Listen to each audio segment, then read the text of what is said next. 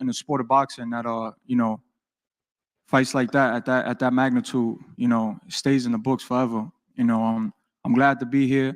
I'm happy. And it's gonna be a fight, man. September 14th. Get your pay-per-views. I'm the type of fighter that comes to fight. We're not gonna run. We're gonna stay there. We're gonna fight. I know what we're facing. So I would like to thank Team Canelo, for giving us this opportunity. It's an opportunity of a lifetime. We're going to get to Blair. Blair pulling up. I spoke to him. He pulling up today. He had a lot of shit yesterday. That was I kind of put him on the spot, you know what I'm saying? He said, yeah, because he the people's champ. But he had a lot of shit to do yesterday. So he should be pulling up in the next half hour. I spoke to him. It's 8 o'clock where I'm at. It's just 5 where he's at. So he can settle in. So let's talk about his press conference. It got a little spicy at the end. To be in his shoes, like when my coach said, he was in my shoes before, coming up in the rankings, so now it's time to get my feet wet and make my mark in the sport of boxing and become a legend. I want to thank you guys. Love y'all. Thank you for the support. And tune in September 14th, y'all.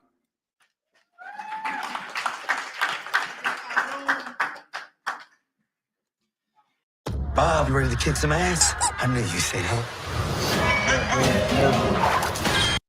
And now let's hear from the man himself. Future Hall of Famer, 61 victories, 39 by knockout, opposite of 2 defeats and 2 draws. The legendary boxing superstar, 4-division world champion, the reigning WBA, WBC, and WBO super middleweight world champion, Saul Canelo Alvarez. Muchas gracias. Thank you. Thank you so much. I'm excited now. Very excited. Very excited. I'm not talking too much. I like to respect my opponents, but I like to respond when they talk. That's for sure. And this is not an exception. I'm gonna bring my best September 14th, and I'm gonna have compassion for him this time. This time I'm gonna be in the ring different. Like I say to him in Spanish, he needs 20 like him to give me a little problems. So September 14th, you're gonna see something different. Believe me. Thank you. Thank you, everybody. Thank you, all Jaimon. Thank you, Luis de Cubas. Thank you, Eddie. Thank you to my family. Thank you to all the media for coming and support. And I hope everybody tune in September 14th because it's gonna be excited. Thank you.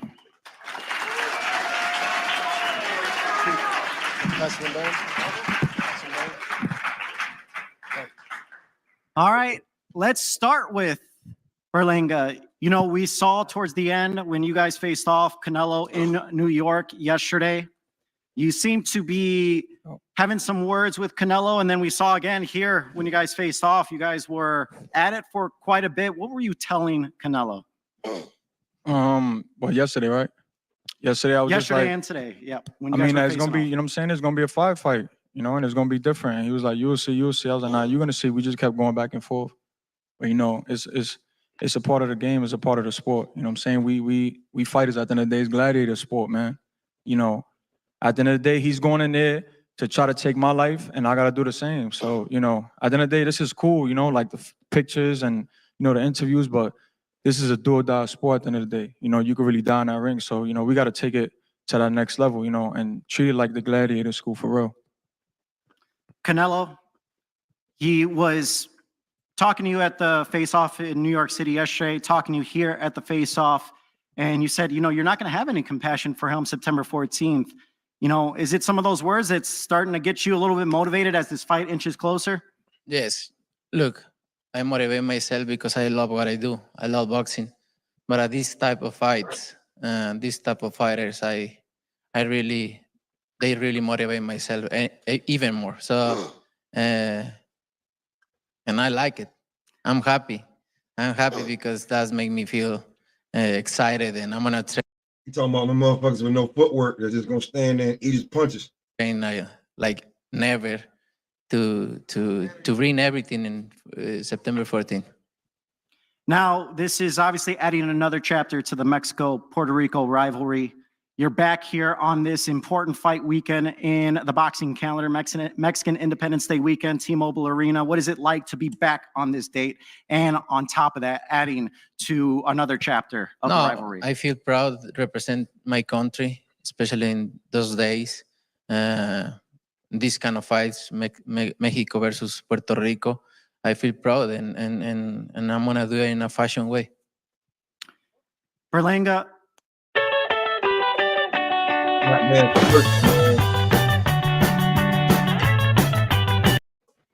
his last four opponents especially have fallen short on this stage. What makes you different from those other four guys that fought Canelo and fell short? Like I said before, right? You know, everybody, you know, he fought everybody. You know, he fought Floyd, he fought Triple G. He's seen it all. You know, he's seen size, he's seen short, he's seen speed. You know, but what makes the difference about this fight is not about physical. It's about IQ and intelligence in that ring, and that's what's gonna make the difference of September 14th. You know what I'm saying? So, you know, like I said before, we going with that right there. You feel? he talking that shit, but we've never seen you use high IQ in the ring. So this would be something to see. I mean, and that's just what it is, man. Like, you can have all the power in the world, you could do what you do, but at this level is intelligence and IQ. And we're not gonna end up like that fuck nigga over there. I got knocked out. Do a shot at Caleb Plant. Maybe your next fight. Let's go. Caleb. All right. All right. Hey, All right. our They're call both now. on the same card. Yeah, All right, let's turn things back over. Stop Caleb, the cap, Caleb, bro. take it easy. I'm gonna take care of him for you. I promise you. I promise you. That's for you, buddy. Hey, buddy, You that's lucky for you you. get smacked. You think he got more IQ than you? What you said? That what? Canelo, What you said? Canelo, I got it. What you Canelo, said? You when have an IQ, better IQ than me. Okay, you're gonna see. You're gonna see. You will Number see. 14. You're gonna You see. think you have You're more gonna see. IQ than Floyd Mayweather, You're gonna than see. Miguel Cotto, You're gonna see. than You're gonna Lara, see. than You're gonna see. Come You're on, gonna bro. see. You're gonna see. Come on, You're bro. nothing. I know you're gonna see. Yo, Canelo. Yo, I can't front. Yo, Canelo bringing out the old Mexican in him. Come on, bro. Take it easy. I know. I'm gonna Take it fuck Take you it up. easy. Take it easy and wait, because your turn is coming. You know, you're gonna see. Your time. Está viejo ya. Canelo, do you believe your experience? Give him the fight. We're gonna beat him. Do you believe your experience and just mention some of the names that you've gone up against? Caleb Plant, former champion, Floyd Mayweather, just to name a few. Where does he rank on that list? He's nothing compared to them. Come on. Come on. You can ask me that kind of question. Yo, Canelo, he's dropping bombs on this nigga. He nothing compared to them.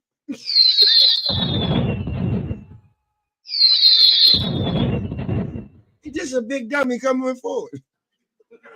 Berlanga, what do you have to say to him saying, you know, Oh, in his words, you're nothing compared to those fighters? You're gonna see September 14th. You're gonna see. You're gonna see. I wanna see. You're gonna see. You're gonna see. I'm excited to see. You're gonna see. You're I'm gonna excited. see. I'm You're excited. I'm gonna excited to see. You're gonna see. I'm excited All to see. right. You're gonna see, motherfucker. I'm You're gonna excited to see. see. I'm excited to see. I'm Berlanga, excited to see. you obviously, you know, going into this fight, this is a huge stage. Canelo has the experience. Going I'm gonna into let this, you 8 rounds, just 8 rounds. damn. Hey, I'm gonna, you're gonna feel pain. okay. 8 rounds. I'm gonna break everything From in your there- face. I'm gonna break everything in your face. You finish. You're gonna see. I walk with God, Mark my words. Edgar, King David. Edgar, what makes you believe that you can be not only get the victory, but be the first man to stop Canelo? We're gonna see. Is September 14th? It's fireworks, bro. It's fireworks. You know, he see it in my eyes. You see it in my eyes. Fear. Never. Yo, Canelo's an asshole, bro. Canelo, you have accomplished pretty much everything in the sport. What keeps you going? What keeps you motivated? These kind of motherfuckers. And I love boxing. I'll go to your trainer, Eddie Reynoso. I don't know that much English, but that kind of words I fucking enjoy so much. We're gonna fuck you up, Canelo. Stop your shit. Now I know, buddy. I'm not sorry. All right. Let me go to your trainer, Eddie Reynoso, and hear from him. Mill City in the building. You know, you've been with Canelo from the start. Looking like How DJ has Khaled. he evolved since, say, 5 years ago to now? What have you seen in the growth of him as a fighter? Eddie, has estado con Canelo desde el comienzo. Contanos un poco I don't cómo... want to hear that shit. I ain't want to hear that shit. I don't want to hear it. I don't want to hear that shit. Ready. Edgar, you heard Canelo. I mean, your trainer reiterated it. Canelo said he's going to have no compassion for you. Thoughts on that? And also, how does a win change your career over a guy like Canelo? I mean, as far as the compassion, I already knew he wasn't gonna have that with me from the get-go. No matter what, I'm gonna change his life with that money. I'm Puerto Rican. You know what I'm saying? He's Mexican, and you know how that shit go. Fuck you up. You know how that shit go. No, fuck Every you up, Canelo. You don't Puerto gonna Rican, do every anything. Puerto Rican, Oh, makes big me mistake, say, Canelo, you took the fight. Anything. You don't gonna do Knock nothing. you the fuck out. You just gonna up. make me laugh. We're gonna knock you the fuck out. Watch my word. Okay.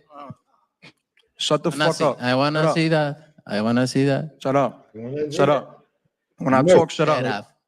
I don't When I wanna shut talk, up. shut up. I don't wanna shut I When don't I up. wanna talk, shut shut up. I don't I want don't to wanna shut up. Canelo, When I talk, shut up. And Canelo. then what? When I talk, And then shut up. what? What are you gonna do? Then And then What you gonna do? Fuck you What you up. gonna do? all right. What you gonna do? I don't know why. I'll be real with you. I don't know why, right? We make all the jokes in the world. We make all the jokes in the world. He won't do this. He ain't the motherfucker that you would just run up on, bro. Like Canelo's the baby out of, I think, like 7, 8 brothers or some shit. Like he get like a street ass whooping he done took in the streets of Mexico. His brothers done had to get busy on him. Like this is not, you just don't walk up on him like you gonna do anything to him. Like, oh, he gonna cower and run away. No, he's not. You got to figure out another way to get him flustered. And cursing ain't gonna do it because all he knows is fucking curse words, motherfucker. It's un pinche. I don't wanna fuck you up right now because your money is gone.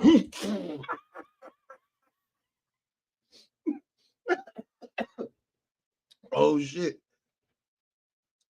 If I fuck you up right now, you get no money. I got money.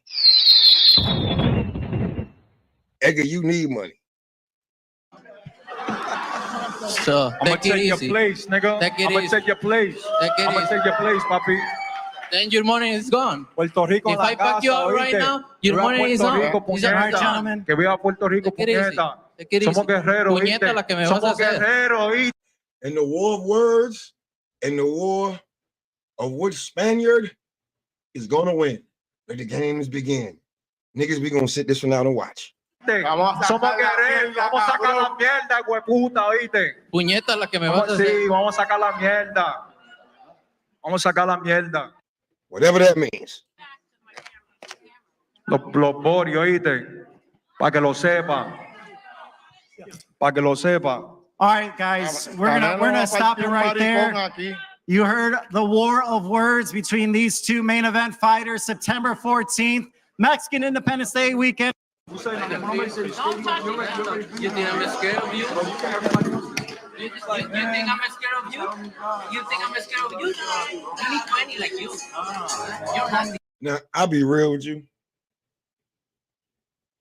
There's a lot of this is a lot of selling because this is an old man in front of both of them.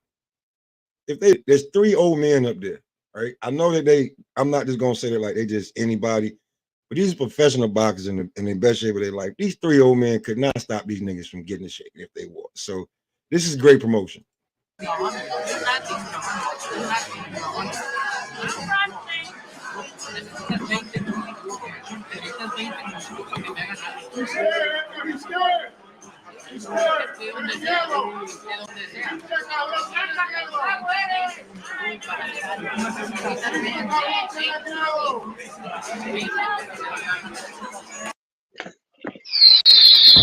dog in the building. What's good? Yo, what up? Oh man, you know I'm over here. I know you probably ain't see the press conference. Press conference got really spicy. No. With who? With Edgar. Oh yeah, yeah. Canelo. Oh yeah. I've seen bits and pieces of it, but man, look, man. I already told Boxing Eagle one of them Berlin gonna get stopped in 7. You know? Canelo said 8. Canelo said I'm gonna punish him for 8 rounds. He said I'm gonna punish you for 8 rounds. I just watched the whole shit. Canelo said I'm gonna punish you for 8 rounds. They asked him what keeps him motivated. He said motherfuckers like this. They asked him when it comes. He was talking about IQ, and he was like, "This motherfucker's IQ means nothing." Yeah, he's correct, man. I'm not saying it's not. This is all. Berlinger thinks that boxing is all about knocking a motherfucker out and all that. That's not what boxing is, man. He's talking about IQ, and he gonna bring an IQ to beat Canelo. I just said he thinks that knocking everybody, that's his IQ. That's not what I'm trying to lie. Let me tell you what this motherfucker said so you can get even madder. He said you can have all the power. Listen to you can have all the power in the world, but at the end of the day, you need boxing IQ, and that's what we bringing. Look, AC laughing right now because he already know. He said you need boxing IQ, and that's what we bringing. AC, that's what that's what he said. Hold on.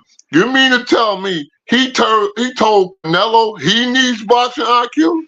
No. He said he's going to be bringing boxing IQ. He's not just going to try to knock Canelo out. He's going to use his boxing IQ. Oh, so he going. Oh, okay. We'll see about that. Hey, I'm riding with Brooklyn right now. Fuck that nigga Canelo. We gonna stop that nigga in 8. Fuck is y'all. Hey. I respect your call, but it's not happening. We rocking with the Bodies, with the Brooklyn Bodies.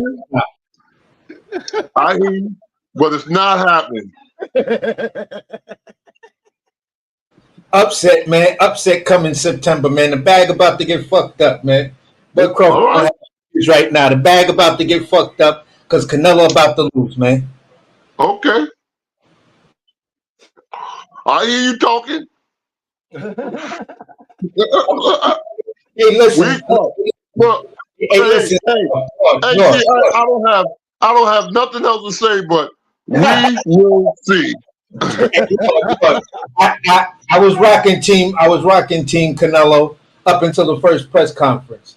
Then I was reading my nigga Berlanga's energy and everything like that, and I'm like, man, I can't go against Brooklyn right now, bro. I got to go with the Bodies right now, man. And listen, I'm liking Berlanga's energy. I like his attitude and everything. I like his confidence and all of that, man. So, hey, listen, I got to go with the underdog on this one, man.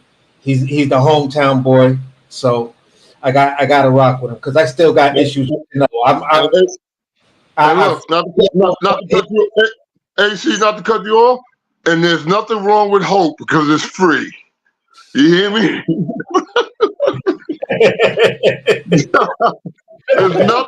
There's nothing wrong with hope. It is free. You hear me? Yeah, I hear you. I hear you. Ain't nothing wrong with that. But I'll tell you this: Berlanger's gonna be in a war that he ain't gonna be prepared for. You know.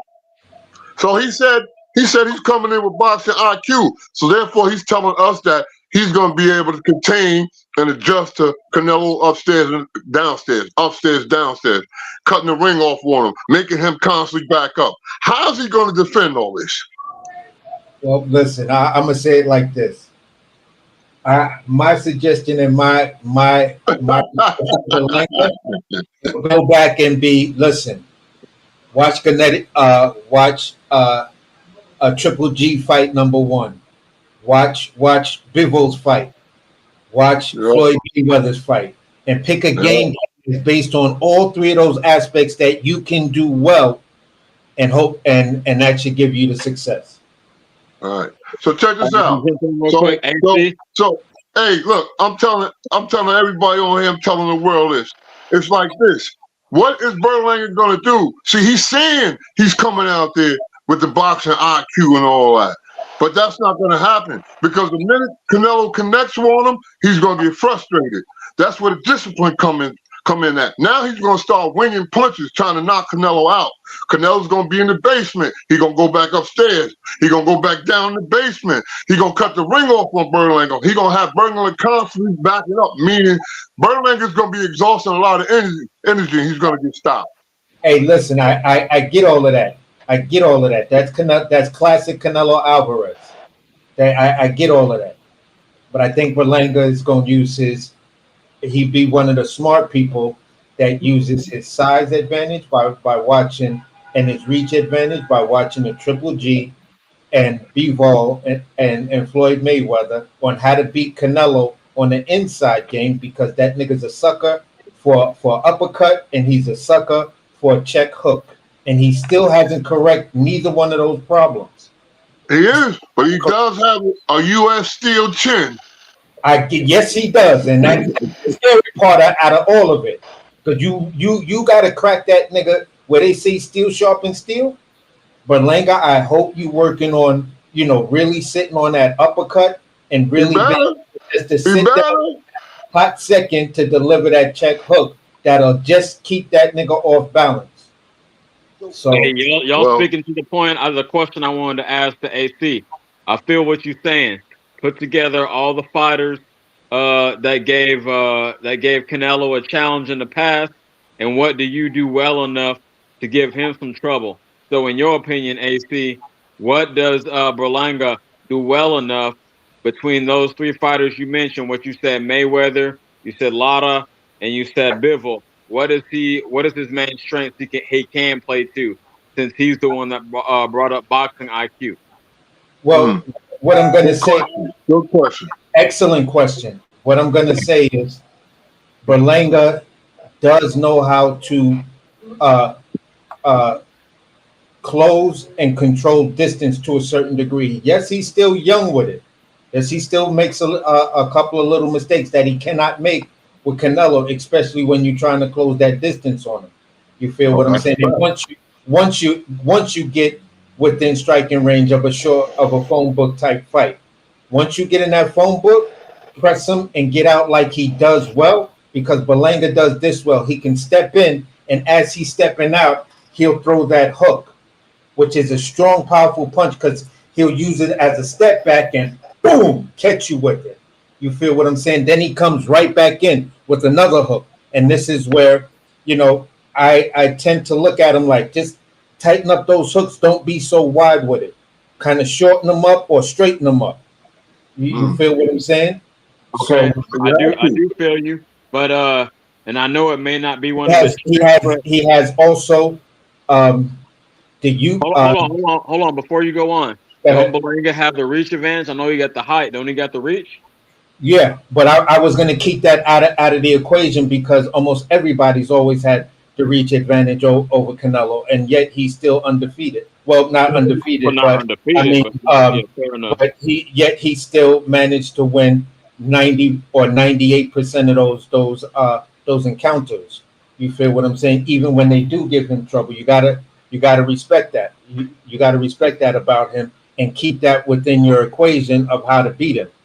You feel what I'm saying? Your reach is going to be more likely irrelevant unless you're coming in with the super elite IQ like Floyd Mayweather or Dimitri Bivol. So you don't think Berlanga could stand behind his jab? You don't see that happening? I think he could stand behind his jab, but what I would say is use your jab as an active jab.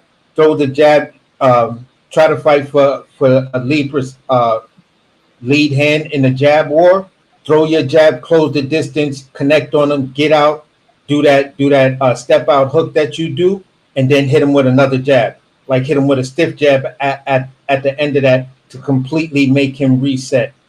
Like so the jab to set up combinations, to set up other shit.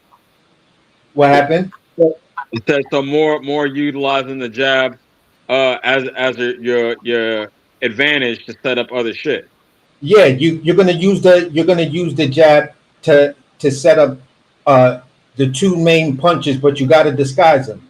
You feel what I'm saying? Like he can use the jab to just use an active jab and then like lull it out there, so you know Canelo's gonna step in. Once he steps in, like Floyd was doing, then you throw the check hook. Boom. I'm glad, AC, not to cut you off, CJ. AC, I'm glad you said that. You gotta disguise it. You see what you said?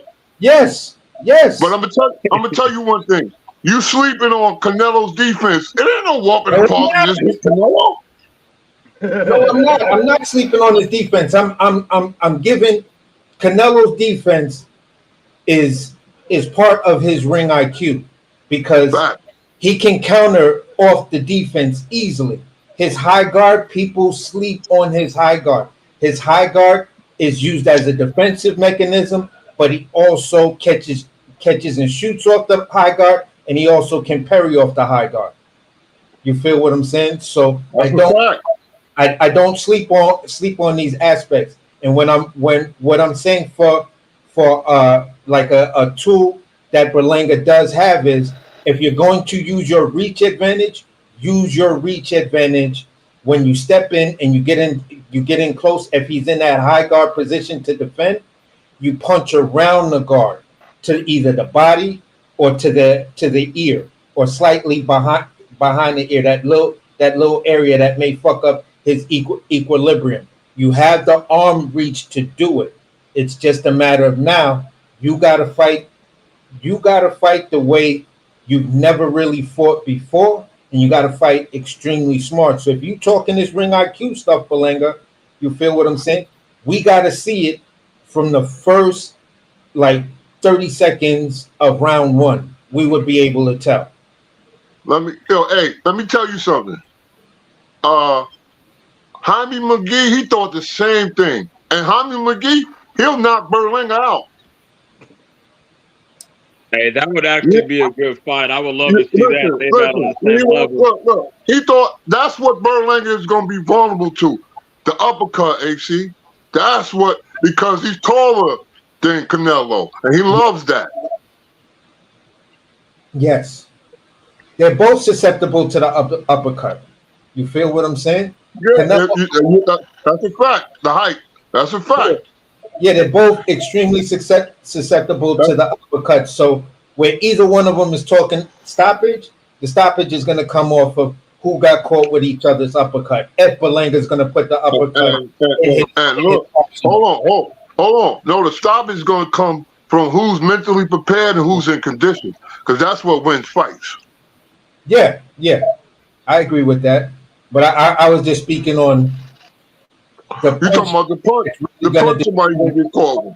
Yeah, the punch that really might determine the fight. If Berlanga got a good uppercut in his arsenal, which is I've seen him throw the uppercut a couple of times, but those dudes are not Canelo, so I can't really give my whatever to it. Those dudes aren't even fighting. If he ain't paying attention to, he may lift Canelo head up. So what's the next step when you lift his head up? If he don't quickly throw that left hook, it's a waste of time. If it's not a left or a straight, bro, you taking pictures of your work. Word. I mean, like, you gotta throw the damn uppercut appropriately. Yeah. Well, a lot of his shots, are big straight hooks, and you know he start wailing on you when he catch you. Like, I don't remember Berlanga hitting nobody with a mean uppercut and being like, ooh. Yeah, that's my point. That's what I'm saying about Berlanga from everything that I've seen on him. I've seen him throw the uppercut, but it wasn't like you threw it to whereas that was a key to a tool in your box to get rid of the guy who was in front of you. You threw it as a something. Just I guess his corner told him throw the uppercut, so he starts thinking about that, and then you kind of abandon it like a couple of punches later. You feel what I'm saying? So for me, I think that if he brings the uppercut into his toolbox and the check hook, if he brings that in the toolbox, then you know you got a good chance of That's a good combination right there. That's a fact. I like what you're saying, AC. Let me ask you this: what in Canelo's defense makes you think he's susceptible to that uppercut to set up the left hook combination? Because I think I know what you're gonna say, but let me hear from you. Well, when you look at Canelo when he fights, when he gets into the phone book, right? When he gets into the phone book, number one, the way it's crazy fast with a really nice body whip to it. You feel what I'm saying? But when he throws those wide hooks, if you right there like Floyd would do, Floyd put basically Canelo's jaw on his shoulder. And when Canelo would throw those, he went into the Philly shell, bang, bang, blocked him up, and boom, hit him with the uppercut. That got Canelo back up, and then he threw a hook and then a straight, and that forced Canelo to take steps back to Floyd being able to back him up to where he wanted him. You feel what I'm saying? So Canelo, when he's in close and he's throwing those hooks, he's wide open for the uppercut, like the short boom uppercut. Not the long range uppercut, not the one that got what's the name knocked out. No. I'm just gonna brain fart. Tall, skinny nigga at 54. Just Doug Bud Crawford. Pandora. No, he talking about. I thought he was talking about Pandora, but he didn't fight Crawford. Yeah. Yeah. So basically, yeah, you're not gonna get away. You're not gonna connect on an uppercut that far away or at any other distance. It's got to be that put that nigga joint right there and bang and just catch him with it. You feel what I'm saying? If he's got that one in his joint and he can deliver it properly, yeah, you'll get him off you and you'll back him up. The check hook is when Canelo tries to throw his combination. You know he's going to throw that 1-2, and it's not going to be a straight. It's going to be a hook. It's going to be one of them powerful hooks he loves to throw. So if you can just time that 1-2 like Floyd would do, half step, he's just out of range. When you get ready to throw that check hook, boom, catch you while you pass them.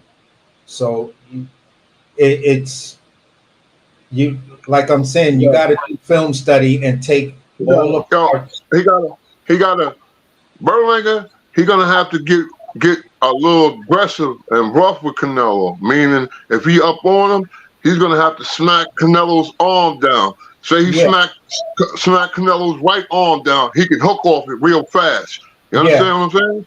So hey, let me follow up on what you're saying, Lord of the Rings. Yeah, I think he would have more a better odds of kind of, and he can't do it exactly, but emulating Bivol style. You know what I mean? And use that physicality, because he ain't got the speed of a Floyd to stay just out of range and boom, catch him. So yeah, more of a Bivol, more of a relentless physical style. So I feel what you're saying. Mm-hmm. Well, I'm not saying he has that, but what I'm saying is these are the two issues that throughout me watching Canelo, and when I was a huge Canelo fan and how I saw him get beat by Floyd Mayweather, the things that Mayweather beat him with, I still today have not seen him correct it. Okay, I understand that too, but I just don't think that plays into Berlanga's strength. But I do feel what you're saying. I'm saying these are the two tools. If he's doing film study, he could bring into what he does. Where I'm saying plays into his strength at is your youth and your athleticism. Hey, lie. I'm gonna be real with you. I'm No, thinking, don't be fucking real. with Hold on. No, I'm not, be not to real cut, with you. no, Go don't be, ahead. no, not to cut you off. Don't be real with me. I want you to answer a question. What happened to your car the other night? Fuck, man. There you go. There you go. Go ahead, Yeah. get your laughs on. Go ahead. What happened to Big Baby, man? Go What the ahead. fuck Go is ahead. Get that? Go ahead. Hey, Pop been humbled himself and said he was wrong, but he hope he I come told. back. But he ate his crow, and I gotta respect him for it. You can't do nothing but it. But Yeah. y'all go ahead. Mm-hmm. Go ahead. You see the screen. Go ahead. Look at the screen. You see the No, I screen. said, look, I got what is him. going I got him on? up here. I got him up here. It What was is all going good. on? Hey, listen. Let me use the Jay-Z line. It was all good just a week ago. It sure was. It was all good just a week ago. Then last week, this what the fuck happened. Wow. That's Something I didn't yo, really it's hear not, people mention was Bacoli's he got the reach and he got underrated hand speed. It was like word. it was like Ruiz with long arms, man. But He was catching them. hey, He snapped his head back with that jab. Wow. I gotta say this to Pop right now. Hey, Pop, I got you. I saw who you was last night, man. You know who Pop is? He's one of them South Carolina niggas, right? Let's say Pop got a house, right? Pop got a house everybody like to hang out at, right? He'll invite everybody over to hang out. Papa introduce some shit, start a ruckus, go inside, talk to his wife, and be like, "God damn, babe, you hear these niggas out there arguing?" And she'll You be just like, started this "What happened? shit. Hey, I done started some shit. I done started some shit out there real quick. Let me get a beer before I go back out there." You feel Word. that is this dude. The dude you go over his house and know he gonna start some shit. Like he find out two niggas got a little problem together, he gonna introduce the thing and then step away and then go talk to his wife and say, "You see this bullshit I done started out there?" Word. Yeah, You pop a lot of shit. Pop on the instigator. Don't put that jacket on him. Pop on instigate. no, it's not. It's not an instigator like that. It's just the way. Like I called my homie from North Carolina. You feel what I'm saying? And I was like, yo, North Carolina dudes kind of like this. He was like, hell yeah, man. A lot of them niggas do that bullshit. You go to OG niggas house, man. Yo, you just sitting there and he'd be like, they'll just bring up some random shit and everybody get to arguing about it and be like, yep, I done started some shit up out here. See how That's you the feel cool what- guy. You don't want a bunch of yes men around you and a bunch of dudes that, oh man, just don't let it go. Fuck that. Let them know how you feel. Exactly. It's just like they say, Brooklyn dudes go from 0 to 100 and loud at times. That's the South Carolina. Yeah. A South Carolina dude is like he been in the hood and about that life. This is what they do. It's right. I'm from North Carolina. I've been in Huntington. I've been in New York 20 plus years. In Huntington, even if you ain't from the city,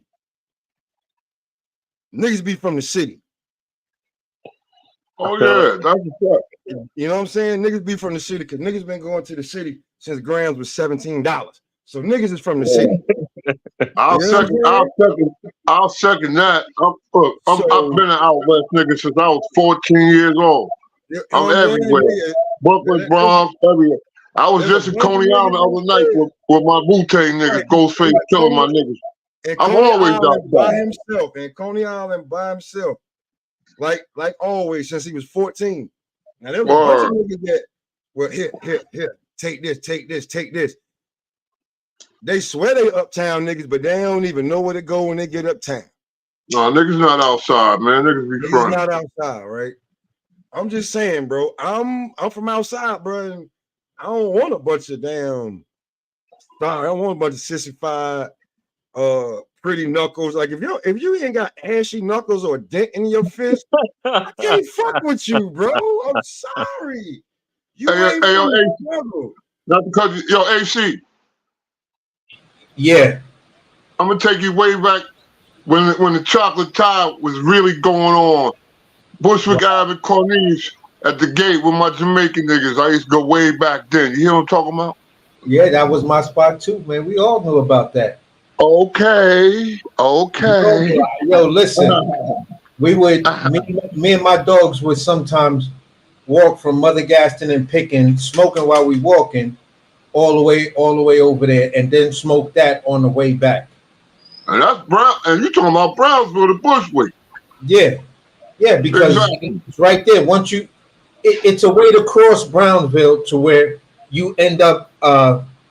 You end up like right there at Eastern Parkway.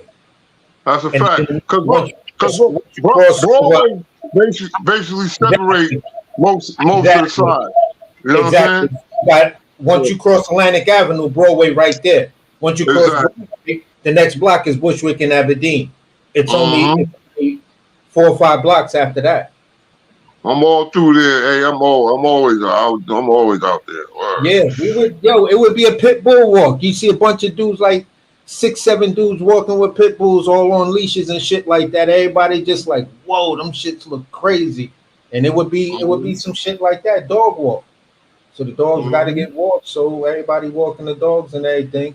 We just take that nice little 15, 20 minute, maybe a half hour walk, depending on, the pace of the dogs pulling. Because, you always see New York niggas being pulled by their goddamn pit. Word. Y'all niggas need to learn how to walk your dogs. I got a pit bull, but he stay right by my side. Y'all niggas need to train them motherfuckers. These New York dogs, these New York dogs are just as aggressive as New York people. Them motherfuckers, they got their own mind. They got their own mind. You trying to walk them on a certain block, they like, nah, nigga, I want to go to that block. Yeah, because when you walk in, hey, listen, when a bunch of dogs is together that are always, you kind of give them limited movement because you're in a house or whatever, and that's also training their temperament.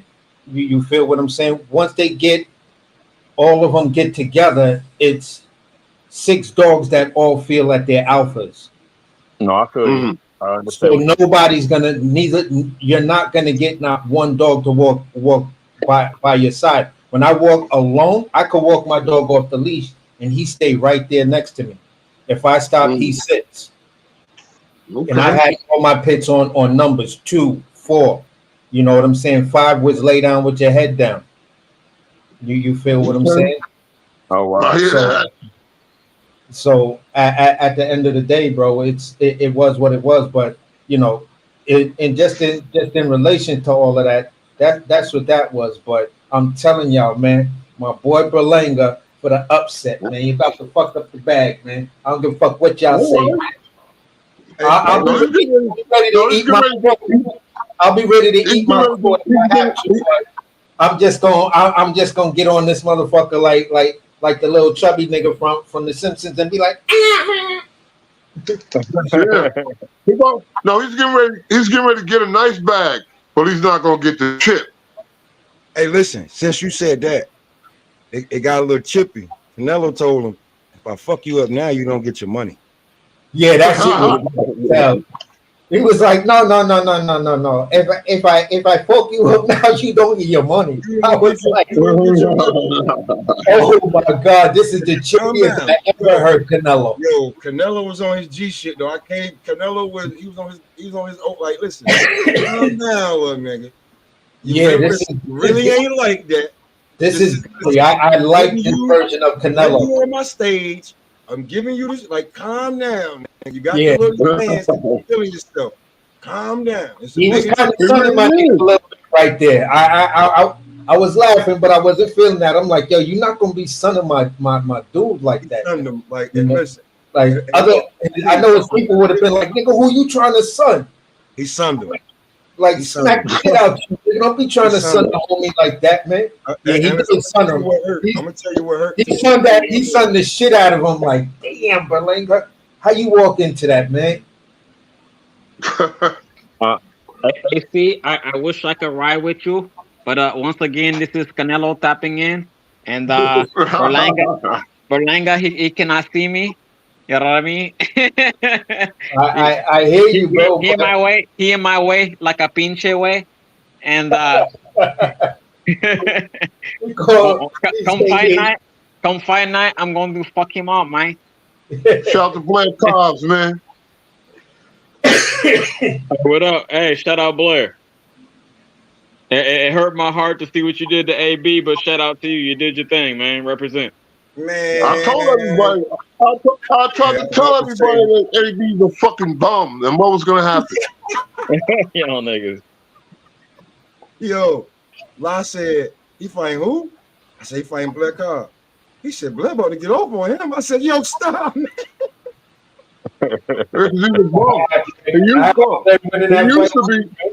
He used to be a world-class fighter. He's a journeyman now. No, but that was a chess move on Blair Cobb's part to get that name on his resume and lift his profile. Yeah, that's a I'm fact. gonna be real. I wasn't too familiar with him until then. I had seen a couple of his fights, but you know what I mean? As far as getting his name out there, yeah. Hey, good shit. Maybe he could fight a Brian Norman or somebody like that now. So a shout out to him. Yeah, some real shit. Yeah, shout out to Brian Norman Jr., man. I fuck with him. You know? Some real shit. They yeah. Fighting Blair Cobb is it's so many damn ways you can lose. He can embarrass you. He can be funny. He can say some sick shit. He's a tricky fighter. And then he could actually beat you in the fight. So look what he did to AB. Like AB had nothing for him. He couldn't say nothing. He had AB rattled. Only thing AB could say was the funny bunny shit, and we wasn't feeling it. Look. Let me explain something to you. AB beats himself every time the bell rings. Oh, come on, man. You can't disrespect his whole legacy. I'm gonna say this. I'm gonna play it balanced. You can't disrespect. Hold on, real quick. Let me get this off. Laura. You got it.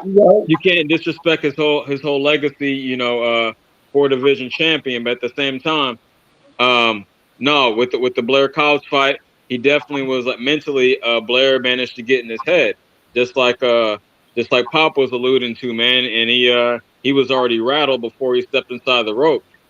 So I do feel what you're saying, but I still got to give respect to AB for what he did in the past. All right, I respect that what you're saying, but I'm not taking nothing from Adrian Broner, nothing at all. I respect his whole legacy, things of the nature.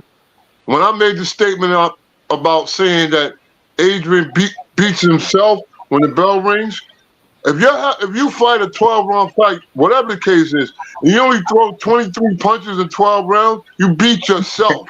This is what I'm trying to tell you. He being selective.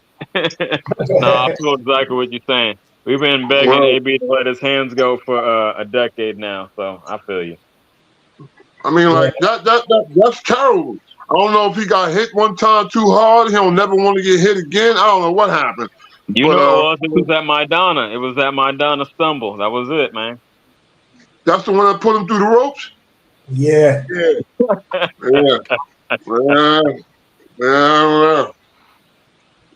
So, you know. Maidana beat him up and then beat him down. I know one thing. Don King will leave him at the Greyhound line and pull off on him. I know that. Man, Don King can't give up on him. He's the last promoter willing to work with him, man. I want to see. Hey. Yo, on some real shit, AB's got to stay around 140. Can he keep that weight? He got to stop one. First of all, he got to stop mine. He said that whatever that BLK said, they gave him $10 million. Then now he got to go sign with Don King for $50. So he got to stop mine. You know? Nigga said $50. Oh, hey, I feel what you're saying, Pop. He would be better served by moving down, but shit, he ain't too much younger than me. I don't know if he could keep that weight off. I know I can't. Exactly.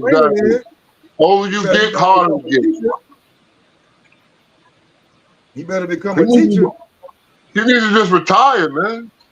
And become a teacher. If you can't stay in that weight class, you gotta become a teacher, bro. Yeah, because if you can't, he gonna either get back in the rap game or what he say. I'm twin now. I'm twin. It's back to the street. he be talking all that gangster shit. But my thing is this, yo, T, listen to this. If he can't get no bouts that matter, what's the sense of just, being involved? I feel you. I still think boxing the most lucrative thing for him now, but he would need a big comeback fight. I just hate to see someone that was so lit at one time go out like that. But you being more pragmatic about it, so I feel what you're saying.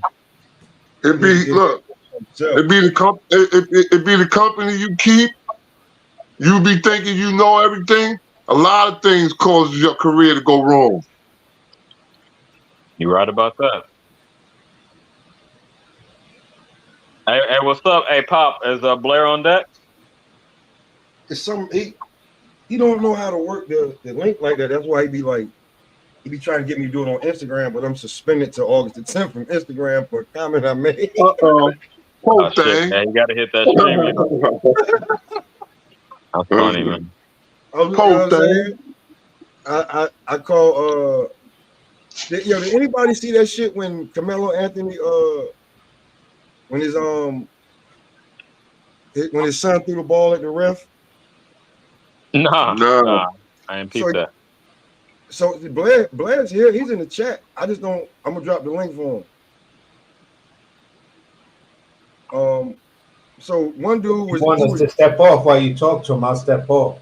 Yeah, exactly. We'll stand down. Get your interview in. I'll see if you want to. I'll see. But it was real because we all had questions because we all want to see him fight Boots. Yeah, that would be huge. Talk about a step-up fight. Hell yeah. Let's go. I don't know. I think Boots might still duck that nigga and then talk about his daddy say some weird shit. Like his dad did with the first time they was trying to make it happen. Dad was like, what Blair Cobb done? I'm a fan, and I'm like, what the fuck y'all niggas done? I'm a fan of you, and I'm asking you what you done. Whatever. And at the time, I just thought, just from the perspective of everything, I gave Blair a slight edge in popularity. I heard you bring that up, AC. I heard that, so I didn't. Yeah, it was a slightly different situation between the two of them at that time. But yeah, they was making excuses. I think it's a great fight right now. Yeah, it's always been a great fight. I will say this too, because Blair's trying to jump on, but Blair just like any other nigga. Blair got kids. They probably running around, jumping and shit. He got to get to a quiet space so he can talk. Real niggas do. Yeah, that would be a good because the thing about it with that fight, Boots, he tried, and Blair, he's a tricky fighter, so Boots is gonna have to change up his style fighting Blair Cobb. Yeah, we're gonna see whether all of this eye test, and that's what I kept on saying. Listen, I'm not gonna 100% commit to the eye test stuff until he fights somebody like either Blair Cobb or Conor Ben. Niggas that's not gonna run from you, not intimidated by you, gonna come in as big as you, and we're gonna see. Why should he fight Blair Cobb? Why that's a waste of time. Why the fuck that's a waste of time? That's what I was saying. I was like, how the fuck? What that? Listen, he got more fights than Blair Cobb. Okay, but what the fuck did he really do?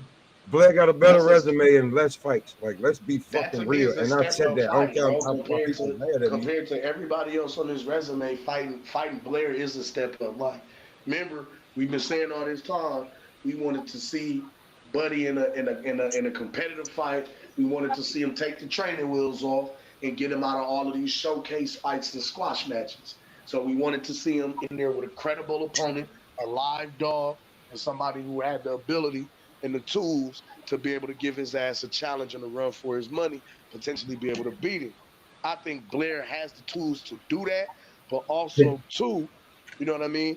I always said Keith Thurman was another name that was out there because Keith was 39-1, even though he'd been inactive as fuck. It's a great resume. You had Blair Cobb out there. You had Alexis Rocha, Stanionis, Who else?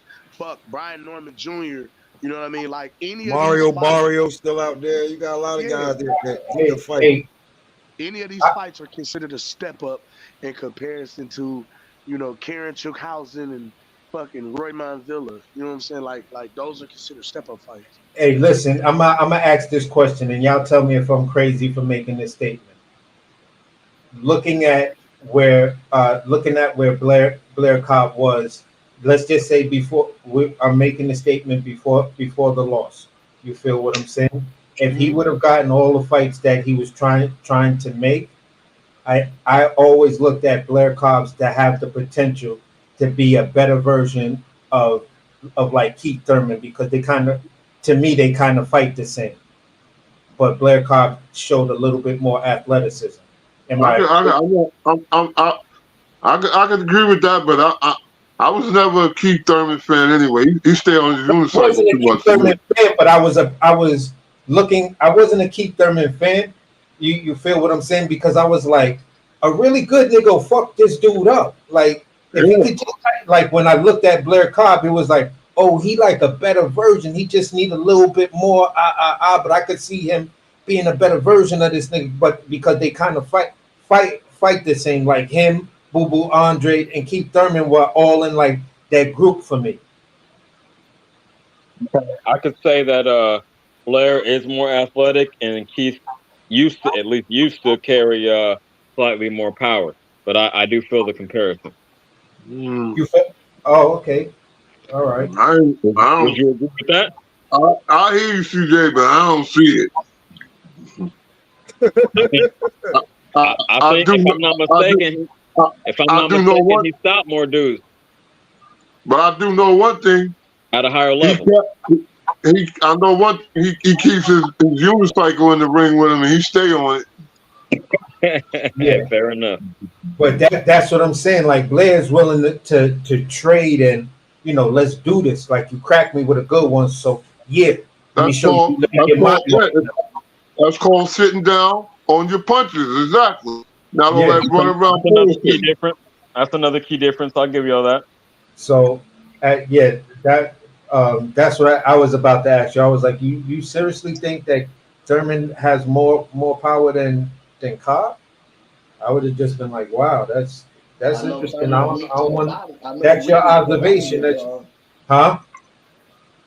I said I know Thurman weaker to the body than Blair Cobb. Okay. No, I just, me personally, I was a, you know what I'm saying?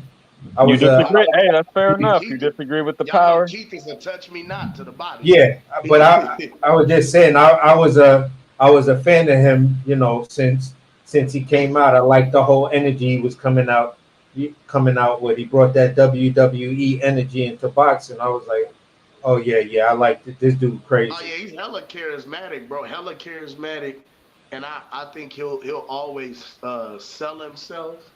You know what I'm saying? As far as pushing, you know what I mean, putting on a spectacle, putting on a good show. You know what I mean? He can definitely talk a good game. He can talk that shit.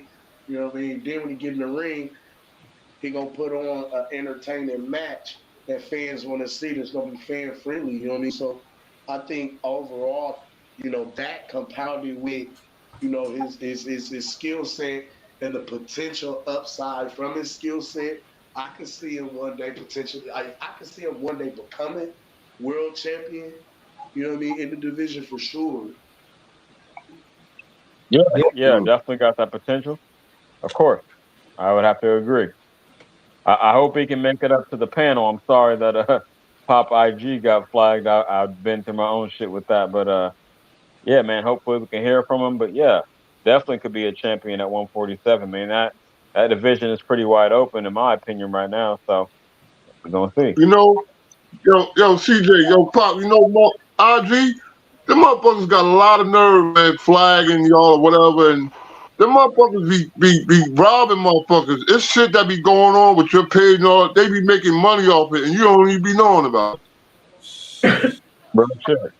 I be knowing. Yeah, motherfucker, repost your shit. How I get It'll go more viral than when you posted it. That's what I'm saying, yo. Wow. But Nah, Blair's he was having trouble probably trying to do it on his phone. This has happened before. I've had him on twice. When it come to Blair, like I probably done more research on Blair than most. Like we know like Blair from Philly, but Blair got most of his damn training in Guadalajara, down there with the same people who was training Canelo. So that's why he has a different type of style. Okay. You know what I'm saying? So and then again, he don't have like he don't have like Danny Garcia about to get a title fight. He fought in how long? He about to fight Laura? Like, hey, Lord. No. That fight back on. What's that? Laura Garcia. Oh yeah? That's straight politics, but I don't know what it is. Co-main on the Canelo card. Oh man. That's gonna be disappointing, Dude, I feel. that's nasty work. Huh? I said I feel like that's gonna be a disappointing fight, man. I can't see that even being competitive. So, but nah, I've had Blair up here a few times, bro. Me and Blair was up here one time, 4 hours, and the only reason I had to jump off because I had to go pick up wife. Gotcha. So to sit up here and talk to the people, that's why I call him the people's champ, because the fact that we know Blair, bro, that's all on him. He was buried on Golden Boy. They put him on the zone on cars where you wasn't nobody like, you know what I'm saying? You had to be like there or checking the shit to watch. Right. When they gave him the Rocha fight, that wasn't a full training camp. That was a late notice. And the Maurice Hooker, they definitely wanted to bury him. And when he whooped Maurice Hooker, it was like, oh, put him on the shelf for a year.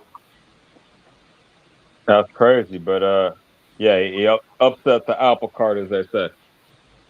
Yeah. So, like he said, he's trying to use his laptop right now. I was gonna say, I think they tried to throw him in that Maurice Hooker fight, expecting him not to win that. Like they tried to do exactly. like To bury him. That's exactly what I meant. Upset the apple cart. Hey, Cam, anyway, I like what you got to say. Anyway, you could turn your mic up. I don't know what's wrong with my damn phone, man. Hold on. Let me switch. I'm about to switch phones. Gotcha. All right. You got it. Cause dudes be you gotta think, man. You be like, I'm at a certain place in my career, and they throw that man name out there, and you like, man, nah, man, not this nigga, man. You know what I'm saying? Like, no, I feel you. That man spent his own money on that AB doll, man. Like that's a one-time deal, bro. I forgot about that shit. Man, listen. That is a perfect investment. You know how much money that AB doll is going to be worth in a minute? Oh, hold on. Man. I got it. I've been waiting on him. I've been waiting on him. Listen. I had this set up. I got to give him an intro real quick, y'all. Y'all know how I do. I'm kind of visual. I'm a little visual. Uh-huh. Y'all ready? Let's rock. I just want to ask, is it like, you know what I'm saying? Everybody ready, right? Yeah. I'm gonna just mute up and let you do your thing. Okay, real quick. I just want to know.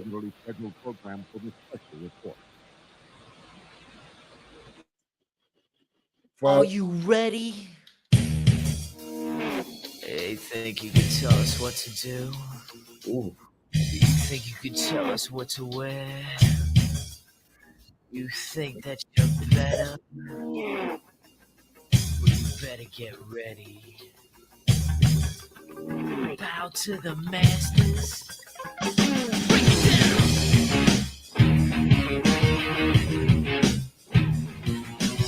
Degenerate into something fool. We just got tired of doing what you told us to do. That's a brace, boy. Yeah, that's a brace, little man. Break it down. Degeneration us. I would like to introduce to the panel the one, the only, Blair the Flair Carr. What's up, you guys? What's up? What's going on? Finally. Yeah, it was a lot of work to get. Smoke City. Boston, let's get it. And of course, it's the one, the only. Blair the Flair, Mr. Smoking all the time. It's time, baby. I want all the smoke all day. So All of it. let's get into it. Who we gonna talk about today? Come on, So- Ennis, Counterman. Who we talking about today? This what we've been talking about, right? Sunday we had a good show, but then this one guy, man, this Boots lover, just kept coming over here, and he just kept saying Boots need to fight Bud. He gonna retire him. I said, hold on, man. Retire him. This man don't got nobody on his resume respectable, and they just keep talking about this, that, and the third. I'm like, hold on. We keep talking about who Boots need to fight, and I said, Blair got some heat. Fight Blair Cobb. That's a waste of time. Oh, that's a waste of time. Now, why is that a waste of time? Are you saying because he beat AB? Hold on, wait. Adrian Broner is a 4 division champion. You just don't get that handed to you. Blair Cobb got him on his resume. We just talked about it. You weren't supposed to. They didn't think you was gonna beat Maurice Hooker. Me and you talked about that. They buried you after that. You bad Blair. You beat Maurice Hooker. Shelved him. Same thing with Alexis Rocha. And he still went in there and gave Rocha a fight for his life. All 3 of those guys are better than everybody on that 31-man resume. So why can't Boots Ennis, who don't say anything, he just, supposed to be the people's champ, but we got Blair Cobb right here. Why can't Blair Cobb fight Boots Ennis? Well, I would love to know that. Well, we know the problem with this whole thing. It's the problem that's been consistent, very, very consistent. But they're not going to stop me. It's going to happen regardless. The thing is, nobody wants to lose, and very few people can handle a 50-50 roll of the dice. You know what I'm saying? Fuck with me. I'll flip the coin on your ass and watch what happens. See, the thing is, most people can't handle that. I've been in 50-50 fights many times. I'll fuck around and find out fast. What I'm saying? And like with real, like actual preparation, I'm still undefeated. AB was not like a real, like, that was a serious test. AB was he came in there to fight. He had 3 months to prepare, and guess what? I had a 2-year layoff. He had an 8-month layoff. You know what I'm saying? And then he had some of the best people that he could possibly have on his team to help prepare him for me. He was not like a easy test either. I just make it look easy because of the preparation I went through. I was prepared for that check hook. I was prepared for him coming forward. I was prepared for the worst. And the worst was the fact that he would get up after the same shot that I done fucking leveled tons of sparring partners in everything. You know what I mean? I prepared to be out there for the long haul.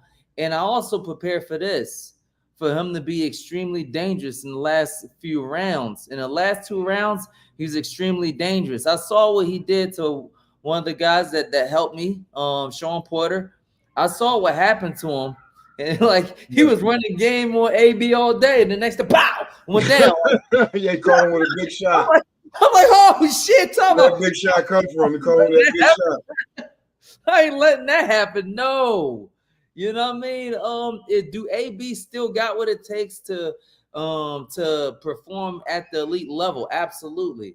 Does he need to revise his game? Absolutely. Like he needs to revise his game. He needs to do something different, you know, get around something different. Matter of fact, he could pull up to the Blair Flair show. He can every day he can see something new. Cause I'm unpredictable as shit. Get in the ring, get in the ring with you, right? Get in the ring with you. Yeah, get you know what I loose. mean? Get back to letting your hands go. Stop being so shell shocked. Yeah, you know what I mean? He can pull up to my training camp all day. You know what I mean? Because I honestly wouldn't mind getting some knowledge from AB. I wouldn't mind like being a protege of somebody as such as Adrian Broner. Honestly, we talk You stumped him. You stumped him that fight. You stumped him that whole press conference. You stumped him. You stumped them that whole press conference. Listen, Ohio was hitting me like, yo, I had to get a picture with the puppy. He said, I had to get a picture with it. And you was like, give me the hat. So I was like, you stumped him. I have seen nobody stump AB. You stumped AB. AB, only thing he could say was some crazy shit. We was like, nah, AB, he got you on this one. He stumped you on this one. Yeah. And that is like a 2-year layoff. People don't know how you pay, like, first of all, that puppy wasn't cheap, and you haven't fought in 2 years. I know how you like. For those who don't know, this is like people think Blair is this crazy. No. Blair does trading with the stock and shit. So a lot of you guys, boxing, they like you said, 2 years, no fights. Still got to pay the bills. Still got to keep the kids fed. So, he paid for that with his own money. He had total confidence that he probably gonna knock AB out, but he knew he was gonna win that fight. Yeah, man. It's I pray a lot, man. You know what I'm saying? Honestly, I wonder sometime if Jesus is sick of me. You know what I'm saying?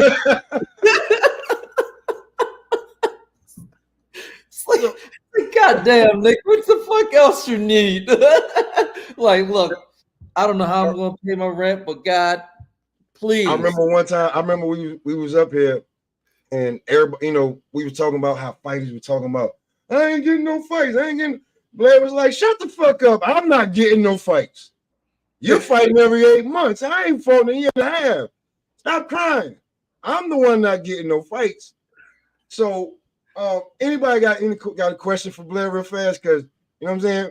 This is what Blair love. He the people's champ. I try to tell you, Blair's the people's champ. He made his own way. I do. Hey, shout out Blair, man. Thank you for being the people's champ and tapping in with the average fan, man. I really appreciate that. Now, I'm gonna start off soft. What do you think was the major factor in you being frozen out for a couple years before you could get that AB fight? What do you mean? Like how? Like why did it take so long? Well, I know it's a lot of politics in the boxing game, but yeah, why do you think it took so long? Because like Pop just alluded to, other dudes was complaining about being inactive for 8 months, and you had to sit on the shelf after proving yourself. You had to sit on the shelf for 2 years. So, what you think that was about, in your opinion? Well, I know what it's about, and most things.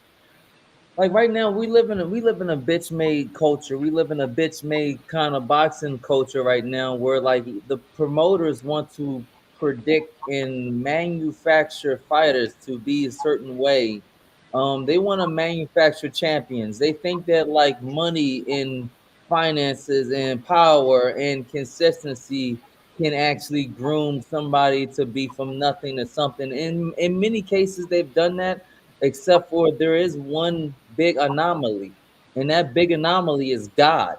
That big anomaly is somebody that will never just give up, that will never be stopped. If you say he can't do it, he's going to still do it, and that's Blair the Flair.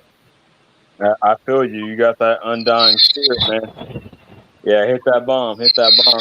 Bomb right there. He just gave you some knowledge right there. No, you got to be relentless in whatever you do. I feel that, man. I've been through some challenges myself and never gave up. So I really appreciate fighters like you embodying that spirit. If you want to know what happened behind the scenes of like the layoff, and like I I sued Golden Boy. They owe me $1 million, and it is what it is. You know what I mean? If they want to do business some more, then they should really think about the Blair Flair Ryan Garcia fight happening sometime next year. But the whole thing like this, I had to take that layoff, and the reason why is because I was going after Golden Boy's Golden Goose. They said, this is all out of their mouth. After the Maurice Hooker fight, we're going to give you Virgil Ortiz. Virgil Ortiz. Okay. I said, bet. Now watch this. Hold my drink. Oh, Virgil. And like I did, it was the way I beat Maurice Hooker that stopped all thoughts and ideas of a Virgil Ortiz fight possibly happening. They really thought that I was over. Many people thought I was over with the Lexus Rocha fight, but the problem was it wasn't a real fight. They gave me a 1 week notice. I sold the shit out just to tell you motherfuckers that I'm worth something. You know what I'm saying? I'll sell this bitch out in 1 week notice. Nobody knows I was even a part of the show until 1 week before the fucking show. And Virgil Ortiz pulled out of his fight due to rhabdomyolysis, and we all know what happens with that. And then yeah. So and then what happens with that, right? After the rhabdo and he disappears, the fight was still on because I stepped up to save the show, save the card, and put on a big fight against Alexis Rocha. Now the whole thing is this: that was a 1 week notice. So I was like, you know what? I'm going. Like I finally got a little bit of bread to do my training camp. So only 3 months after I fought Maurice Hooker, which was an even better fighter than the guy I fought. Yeah, than Rocha. Yeah. You know what I mean? And then what ended up happening with that, you know what I mean? It was breakdown season. And the thing is, it wasn't just the knockdowns. It was the fact that like even after the knockdowns, I went through consistently hurting him every single round and winning every single round all the way to the very end. What that did was say that like consistent movement, consistent power, and definitely one shot kill power is definitely not going to be the kind of fight that Golden Boy wants to put their golden goose against Blair the Flair, which was Virgil Ortiz. All roads lead to supremacy for me.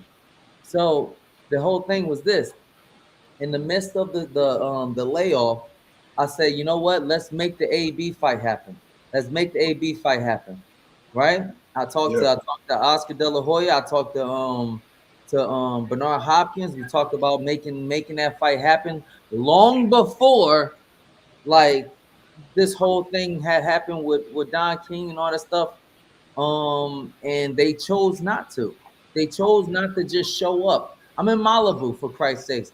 Pull up to Malibu. We go to Nobu and make something happen.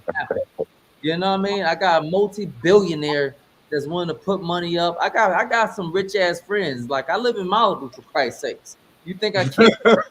Shit? You know what I mean? God damn! Like I'm about to take a private jet right now. Like you know what I mean? So yeah, this is different, man. Like a lot of guys was like before when I had him up here, it was different. And he was like, I can't talk about too much because it was, but like I knew behind the scenes, but you can't say nothing until everything is set and sorted out. And I wasn't gonna. I know it was a difficult question. I'm glad you being transparent. I wasn't gonna press you too hard on that, but I'm very grateful you being honest with the people up here. And just to answer the question now, CJ, because remember we said I said with the Virgil Ortiz, I was like, yo, nobody catches nothing three times in a row unless they fucking with the same dirty bitch. And I'm just saying, I mean, you doing something wrong if you catch the same thing 3 times in a row. This is going to be something off the record. Off the record, I know somebody that's very, very close to me, a very, very close person that had caught rhabdo 3 times in a row. It's very interesting. He told me what was going on, and I didn't know what the hell rhabdo is, just like everybody else. And the thing is, he told me exactly what rhabdo was, and he told me exactly how he got it. You know what I mean? He got it from juicing and things like that, you know. And the thing is, right, once you get it, you're done. Like that's like the death sentence to like Olympic bodybuilders and stuff, because they can't juice anymore. So what ends up happening, the moment you take any kind of like testosterone, even just test or anything, it can be even small stuff. Boom, you start to get a mild case of rhabdo again. You gotta get your kidneys flushed, and then that was something that happened. This happened to a very close person in my life. You know, so when things came out about Virgil getting rhabdo, I immediately jumped the gun and saying, you know what, check him. And everybody is like on my ass about it. Everybody's on my ass. Everybody, oh no. I'm like, yeah, but y'all motherfuckers is not checking him. Y'all motherfuckers are not even, y'all scared to check his ass. Like, yo, shut the fuck up. And like, man, get the hell out of here, man. Like, and his manager wants to call me, text me, DM me. They want to find out who's the person that told me and all this stuff like that. Like, who's your informant? Who's your informant? Like, yo, he had to fucking ask me who's my informant like more times than not, and then come to conclusions. And it becomes a very fishy situation that I just did not want to even be a part of. I'm not going to say Virgil is on the Juicy McGoosey, but I'm going to say this: it's definitely very interesting how once again and over again he gets rhabdo 3 times in a row, like my friend that actually got it 3 times in a row. A very close person in my life got it 3 times in a row, and I was completely ignorant just like everybody else. But when somebody told me what rhabdo was, it was a lot of symptoms. Can he possibly get it without banned substance abuse? Very small percentage though. I don't know. Yeah, when I say a very small percentage, hold up. You mean to tell me he works harder than fucking Roberto Duran? You mean he works harder than me? Works harder than fucking Canelo? Works harder than everybody in the fucking goddamn boxing world? You mean he works harder than Sugar Ray Leonard, Sugar Ray Robinson? He works harder than Ali, huh? He must work that fucking hard, huh? You know what I'm saying? There's gotta be something like, ain't no way you working that fucking hard. You know what I mean? Can I bullshit. I got a couple of I got a couple of questions for you, Blair, real fast. My first question is, since you brought up Canelo, who you got? Canelo or Berlanga in this upcoming fight? Now you gotta sit here with a smile and a smirk when you ask that question. Huh? No, because this man trained to fight at, man. The same place. I think we all know the answer to that question, Ace. I ain't gonna hold you, That's gang. why I'm smiling about it. That's why I'm smiling about it. Like this, man. Man, who the fuck is Berlanga again, man? Like, who did he fight? Man, I've been trying to get him to fight so cold, man. I wanted him to fight Steve Nelson. He been ducking Steve for I don't know how long. All right, Bro, I would have liked to see him fight Jaime Munguia or somebody. Like, yeah, that's what. You know what I mean? Yeah, for sure. But my second question is this: can you kind of like give us details of like what kind of happened after the fact of you pressing Boots and his pops? Well, Boots and his family after that situation, because there's a lot of rumblings and rumors going on in the internet where you were really pressing for that fight, but I kept on seeing his pops making these weird ass, goofy ass excuses, talking about you haven't done nothing. But I was like, Jerron hasn't done nothing neither, and he got more fights than this man. The fuck is what the fuck y'all talking about? So basically, I just wanted to hear some details. So whenever we get I got the visuals, Blair, I got the visuals. I got the visuals. Oh man, I got them. I keep them up here. I keep them up here. I'm good for that. Yeah, he looking everywhere but at you. Yeah, he don't want that smoke. Out of my hands so bad. He's like, please get off my hands. That's his fault. Listen, to help him. The internet is forever. This can never go away. Yo, he was looking for his daddy. You see how he keep looking over there? He looking for his daddy.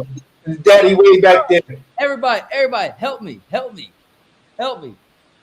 You know? Oh, God, he looking around. That's that save me look. Like, hey. Save me look. I like talking on it. I like that. You got to save me You look. don't know. No, you don't know. Check this out. This ain't wrestling. You gonna get hurt. I know it's not fair. Check this out. You know, his father like pull the whole situation down. He gotta talk. He gotta talk. You know what I mean? You try to cool the situation. Yeah, trying to shut his son up. You remember what happened when that was off? When you try to sit down like, yo, chill the fuck out. This ain't the one, man. This shit is so crazy. Like I'm gonna turn the sound up. Like AC has been on record every time somebody say something about Boots, and he say something about Black Cobb, and they say, "Oh, Black Cobb." He said, "Black Cobb stepped to Boots, his daddy, and his brothers, and everybody, and said, "Ah, fuck your son up." Now everybody else said, if somebody would have said that they son, we gonna be rumbling. They sitting here looking and smiling and laughing and joking. Yeah. No, I ain't gonna hold you, Blair. We might have jumped your ass. You come down, you run up on me and my son. Me, my son. So you gonna fuck my son up? We might have jumped you, champ. I want to be like as. And mind you, both of y'all were undefeated. Both of y'all were undefeated at this time. Y'all were undefeated at this time. Let's put like this. My ties to Philly is different than most people's ties to Philly. My ties to Mexico is different than most people's ties to Mexico. You know what I mean? My ties to like that place where we're actually at, we're in Vegas. It's different than like other people's ties. You know what I'm saying? Like I can stand near by myself. I don't need to have my fucking yourself right there. But that fucking that manifest would be light coming back to Philly if something happened to me.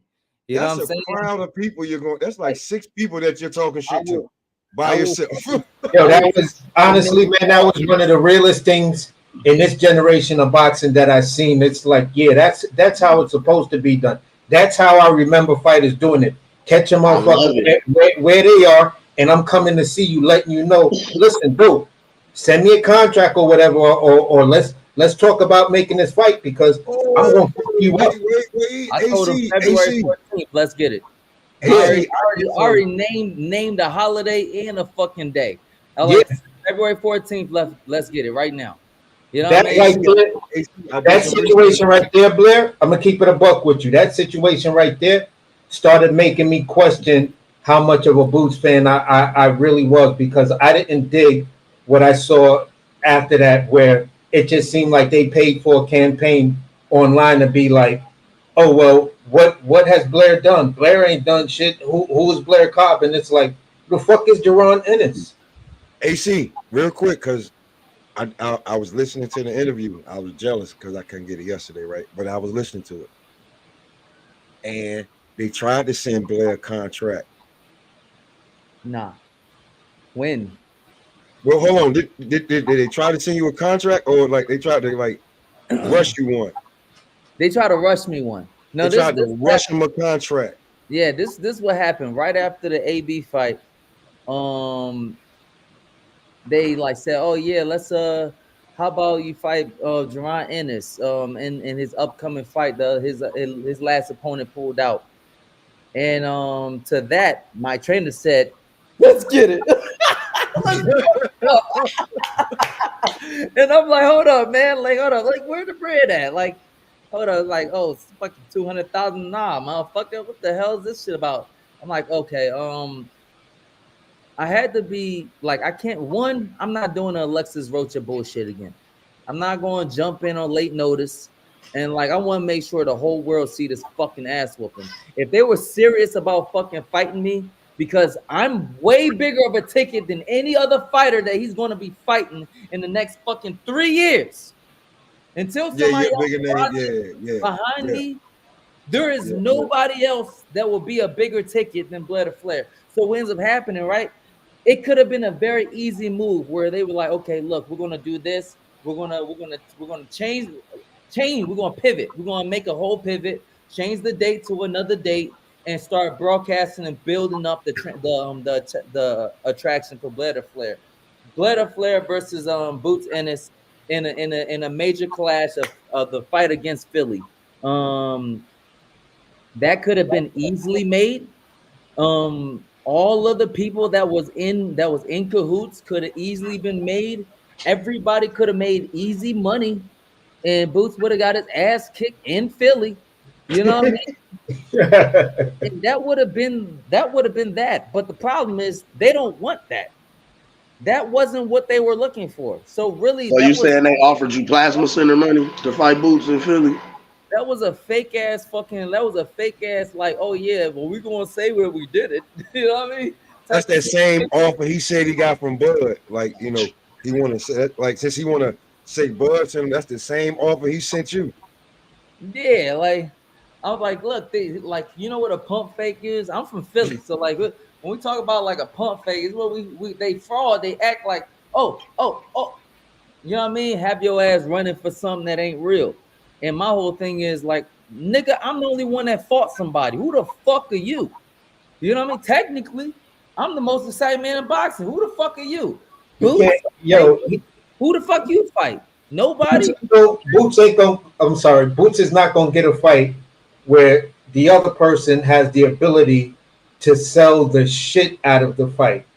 None. Like what you did with AB will go down in boxing history, because when you brought out the goddamn that shit fucked me up, my guy. I was like, oh my God, not even the great Ali could have thought of some shit like this. Like, come on, bro. This dude is what the fuck? And then you was repeating what he was saying on the mic. I was like, oh my God, he killing it. Killing Instagram. Everybody like, he a clown. This nigga. I clowned him so bad that he didn't want to even be there anymore. It was sad. Then I had to stop clowning. I'm like, no, I ain't going. Like, at least stay up there a little bit longer. Like, I'm not gonna say anything now. You would have had that nigga have a nervous breakdown if you would have put like 30 more seconds into it. He would have cracked. He would have cracked because homeboy. He was ready to fight right there. He was like, when you, Blair, I don't know if you went back and looked at the video, but as soon as you brought out the dummy, the puppet and shit like that, he looked over at you and then he just was like that. That just said it. Like, AB, he fucked your whole game up. Like, there's nothing you could say to this guy in this press conference or any press conference for the rest of your fucking life that can outdo that. That shit was that shit was incredible, bro. That was some incredible marketing. You gotta be careful with somebody who's cerebral. I call it the Triple H syndrome. You gotta be careful with somebody that's cerebral. Like, okay, I ain't had a fight, such and such. These guys think I'm just gonna be some pushover for AB to get back because I got a nice name. Watch this. And that's what he did to him. Watch this. And watch this. And then, I mean, shit, man. He knocked AB out, bro. I said it in actually the press conference. I was like, oh, like at towards the end of the press conference, I was like, you know what? Fuck it. All right, you're gonna have a missing tooth. I'm gonna do this and that, and it's gonna be over. You know what I mean? I actually said that in the press conference. I was like, I'll bring it up and string it together somewhere. But like, yeah, it was a lot of things that was being said until like. And like, I know that it was a lot of frustration for the promotion. It was a lot of frustration for the people to see the real AB come out and do this thing. And so like I chose to be the guy that, look, I'll be the best bad guy you ever fucking met. I'll be the best bad guy in the fucking sport of boxing. If that's what y'all want a bad guy. Okay, I'll be the best bad guy you ever met. You a bad guy. I will show what I'm saying? The D-Generation X shit, you know. Oh, the D-Generation X. I was like, yo, did he just come out to DX?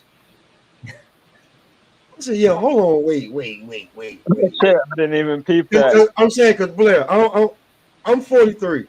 I said, did he come out to DX? Hold Hold on, he didn't come out to the new. He came out to the original Shawn Michaels Triple H China shit.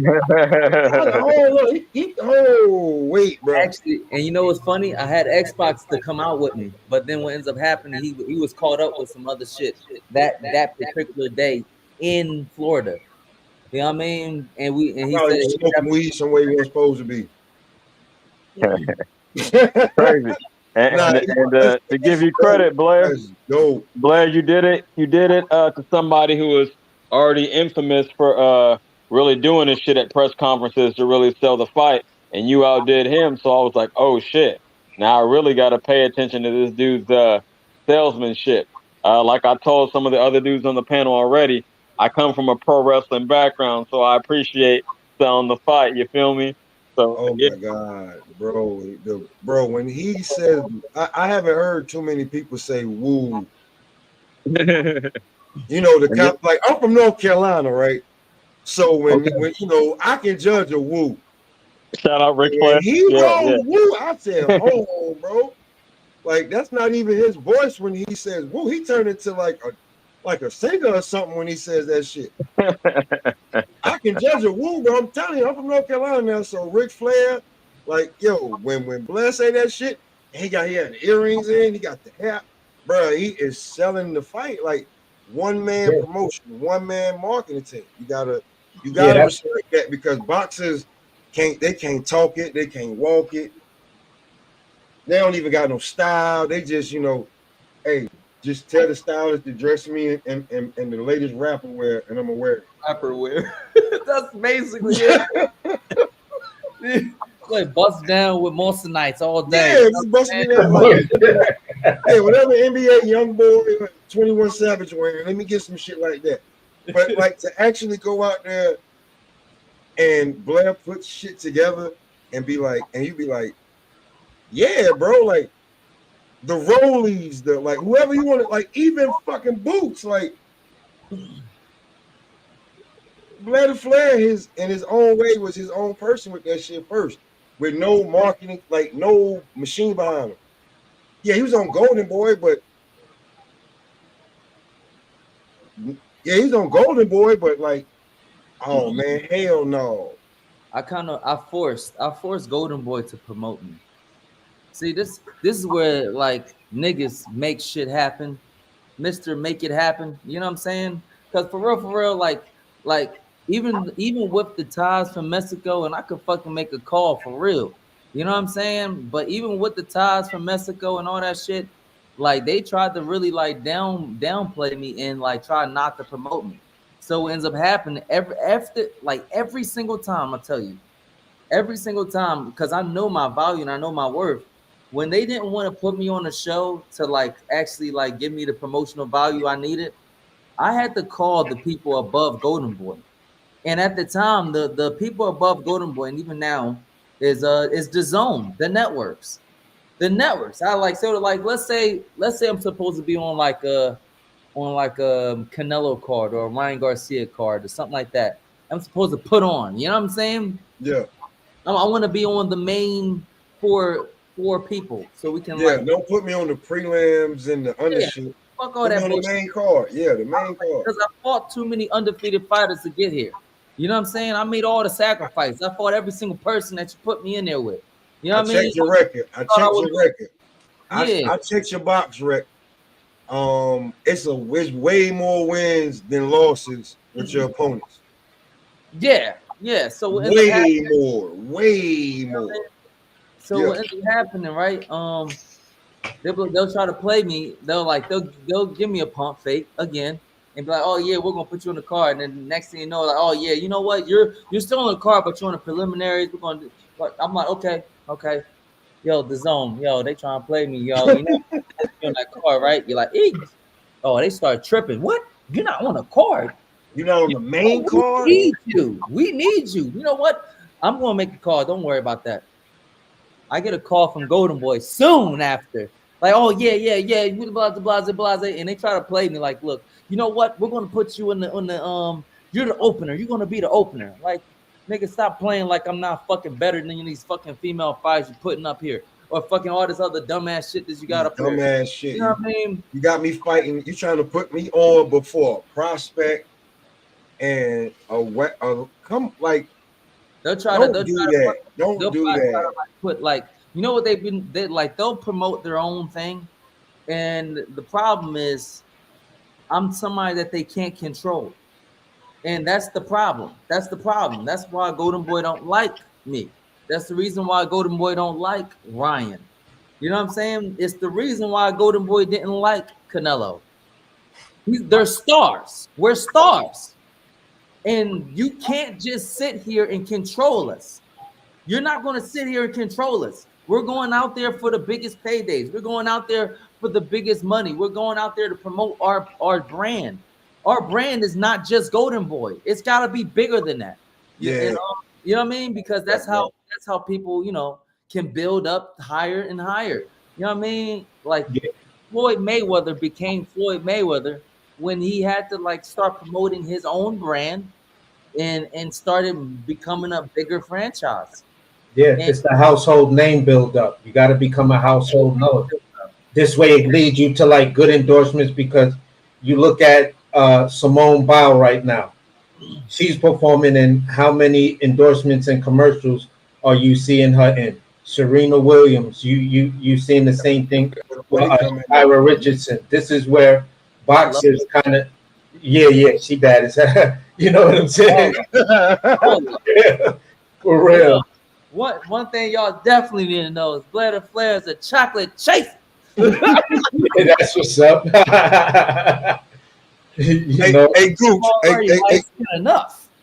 Gooch, you just snuck in the building. What I know you got a question for Blair Flair Cobb. What's your question, Gooch? Blair, how do you feel about the Sheik coming over and taking over the way he is? Are you gonna get in where it fit in, try to get some of that Arab money too? Look, man, my doors are open to whatever makes the fucking bread, whatever makes the big fights happen. I'm always down. You know what I'm saying? I'm down like a clown. You know what I'm saying? Fuck around. I'll get a fucking red nose quick and fuck some shit up. Like, you know. Now, AC, you said something earlier about you would like to see Blair and who? I said I'm dying to see you and Jerron get it on. No, not him. The other one you said. The other mouth of the South. Romero. Not Rolling. He wants to see you and Keith Thurman. Yeah. I've always said Blair Flair versus Keith Thurman. That fight, like the two of y'all just alone at the table. Him sounding like WrestleMania type promotion, bro. Like Sylvester and shit. You feel what I'm saying? Y'all at the table. You got a raincoat on and all of that. And he just over there just spitting what he's spitting. Man, listen, you gonna say, I just can't imagine your strategy for selling that fight. I think you're the type of dude that'll get up there, sit up there at night with a little composition notebook and just plot out a strategy of how you gonna sell the shit out of the fight. Step 1, step 2, step 3, like some Ocean's 11 type shit in your mind to get up under Keith Thurman's skin. Like, that's just the type of dude that you strike me as, like that type of dude that'll just sit there and really think of it and come out with something that's so fucking crazy and outrageous that people will just be like, oh my God, yeah, I gotta watch this fight right now. What he just did right there, I don't give a fuck, man. Later, Flair versus Keith Thurman, yeah, I'm locked in. Look, man. That's how he did the AD fight. Listen, remember when the fight was announced? Remember when the fight was announced and people was like, I don't know. And then the you start seeing Instagram posts, and then the first press conference, you was like, on the low, I'm locked in on this fight more than some of the other fights that got big promotions, but I ain't gonna say nothing. That's how he was. We not gonna lie. Everybody up here was like, yo, you see what Blair did to AB real quick, yo. I'm gonna tell y'all, man. Like I don't got a lot of friends. I keep my circle small, you know what I'm saying? I don't got a lot of friends and I got a whole lot of time. So I'll just be just sitting around thinking of shit to do. You know what I mean? I'm like, I just be pondering shit. Like you nigga like me shouldn't have so much time, you know what I'm saying? Yeah, most Hey, dangerous. Blair. Hey, Blair, who you chasing after next, man? Oh, Who you calling out? Everybody, but like you gotta be more specific. I'm gonna tell you, be for real. Yeah, because straight up, Name the names. right now, the main name that we need to be talking about. You know what I mean? While I go through another fight, I'm gonna call Don King like today. Like as soon as we get off the phone, we gotta get the ball rolling and stay active. Stay active. Even if we gotta take a low cut, you know what I mean? We stay active. We keep going and we keep grinding and stay active into the public's eye. I don't give a shit. I'll fucking fight a UFC fighter. I don't give a shit what it is. You know what I'm saying? But we need to stay active and we need to be talking about the Ryan Garcia Leather Flair show. It's gonna be a big show, a big transaction when it comes to finances, and it's gonna be a big money move where like everybody gets to see the biggest in promotions. You know what I mean? You'll have Golden Boy trying to come in, and it's really me and him crashing Golden Boy's situation. Because you know, if we leave it to Golden Boy, they'll have him fight Virgil at 54. You know what I mean? Like, Yeah. They just want to just fuck shit up, anyways. So you know what? Blair Flair, Ryan Garcia is coming to a very, very imminent possibility. So that's the main fight that needs to happen. Because the whole thing with Boots is I smack Boots up and I could be fucking shelved for a very long time. You know, look, Boots is having a hard time finding a fight that's worthy. And you know why? You know what I mean? He's actually good. He's a bad dude. But the thing is, now he's calling me. Like, nigga, you could have got me for fucking cheap when I like a couple years ago. Nigga, I'll fucking call your ass out quick. And we could have got that shit done for cheap. But guess what? You would have never been nowhere. You know what I mean? But right now, it's like, yeah, you got the promotion with everything, but like I'll be the name very soon. After a Ryan Garcia fight, then we can talk about a real big extravaganza that will bring more money, more publicity, more eyes to Philly. And that's what I really want to do. You know what I mean? I want to see Denzel pull up. I want to see Will Smith come back home. You know what I mean? I want to see all the stars that will ever be in boxing and in the world, movie stars. The red carpet should be lined up for our fight. You know what I'm saying? And if it ain't like that, then I would rather pass on the Boots. You know what I'm saying? Unless we are doing it right. And and that's because the fans deserve it. The fans deserve it. You know what I mean? Right now, we got so many other options, dog. Like white people can't wait to fucking be like, you know what? Fuck that shit. UFC. You know what I'm saying? Then you got weirdos talking about some. You know what? Slap boxing. I would rather somebody do some slap boxing. The Russians be like, you know what? Put them actually in a phone booth. Let's do that. Let's see who win. Like, you know what? Go to Thailand and do some of that crazy shit they doing over in Thailand with a bunch of little 5'4", 5'3" motherfuckers. Yeah, kickboxing, everybody leaves out in the stretcher every day. Yeah, for sure. I mean? Right now, I have a question because you're one of the right now this year, because you know we're in a decade and an era of right now. Right now, like your fight was a couple months ago. You're still popping. Your name's still flaming up when they talk about other fighters at 147. Why aren't you in the rankings? Why didn't I have you in the rankings? I gotta make a call. I gotta get with these guys because I should be top 3 in every sanctioning body. Every sanctioning body. I'm the only person that's got a name I've consistently put on. I've consistently made sure that I was part of all the ratings, television ratings, every rating. You know what I'm saying? And not to mention, I'm the only marquee fighter outside of Boots ever. You know what I'm saying? Like, who the fuck is Mario Barrios? Really? The nigga that got knocked the fuck out by Tank? You know what I'm saying? Like, who the fuck is this guy?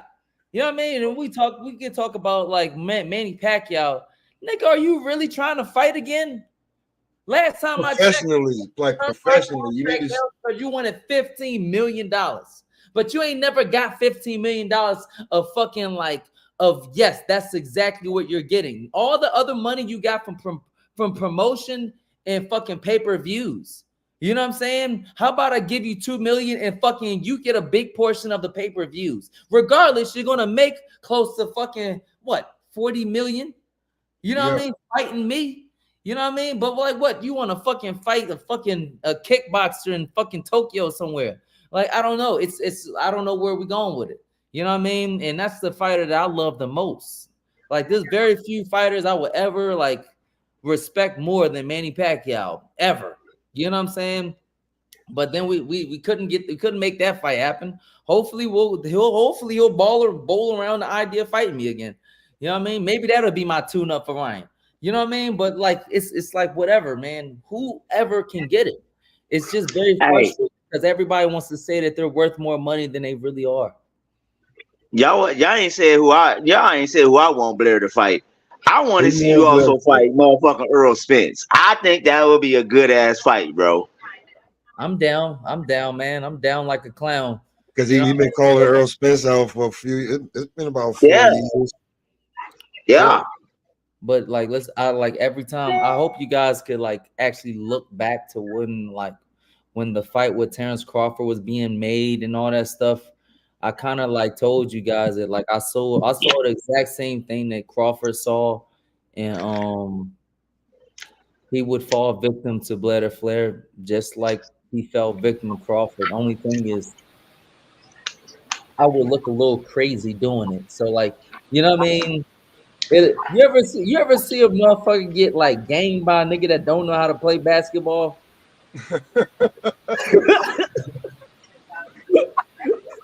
That shit be looking sad.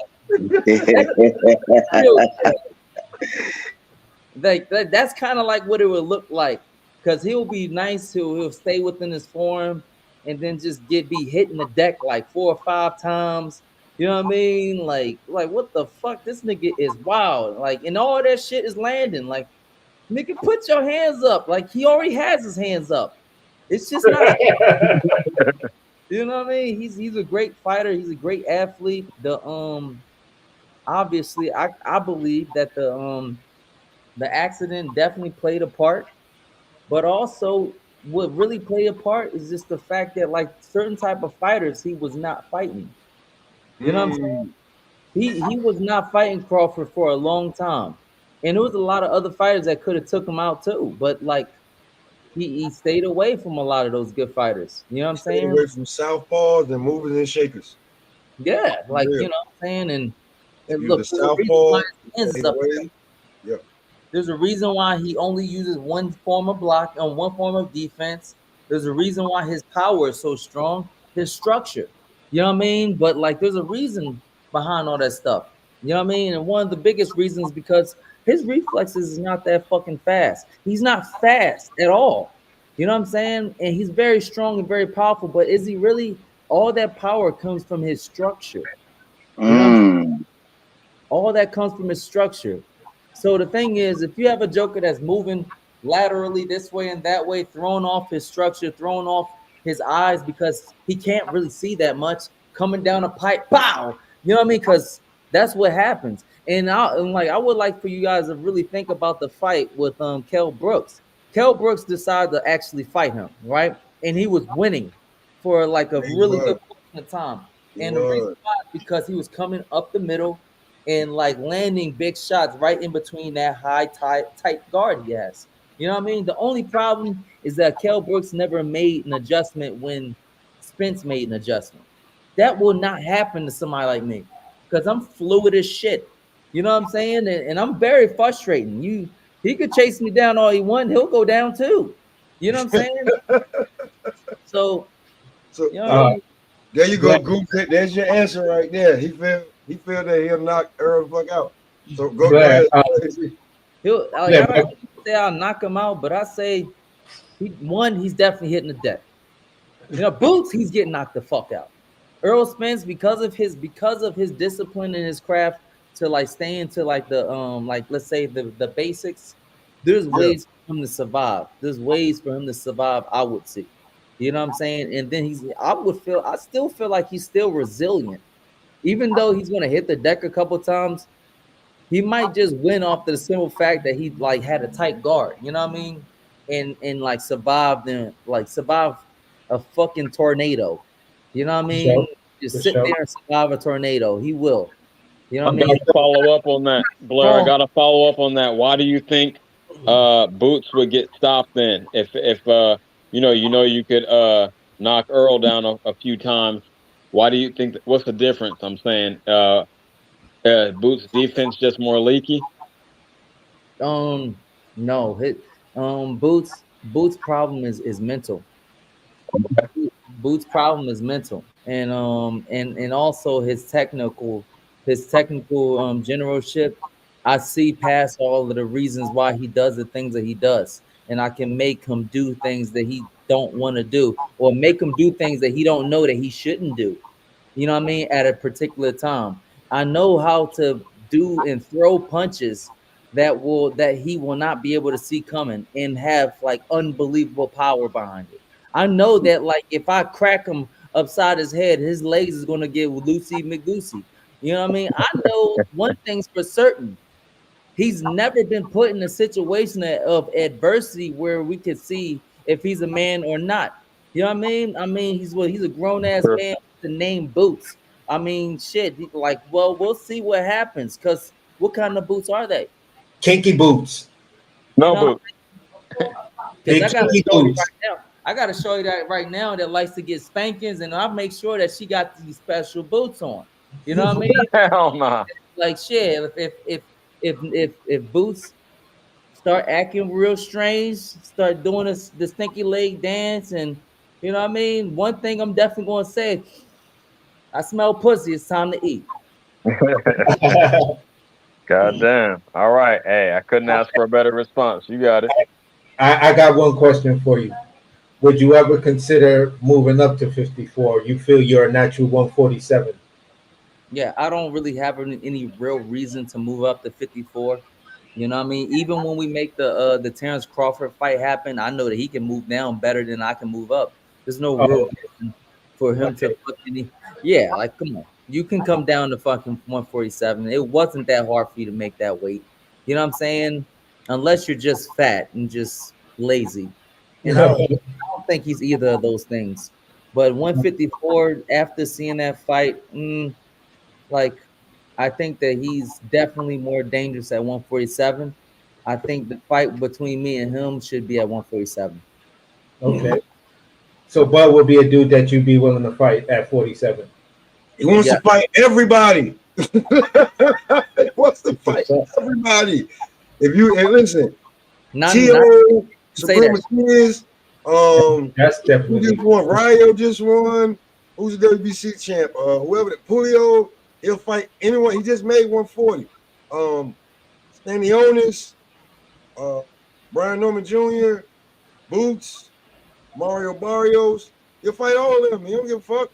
All the dudes kind of been like, if you want to get in the ring, you can't say nothing. The guy been fighting on his own for years, so you can't say that he ain't got history over there. So what the problem is?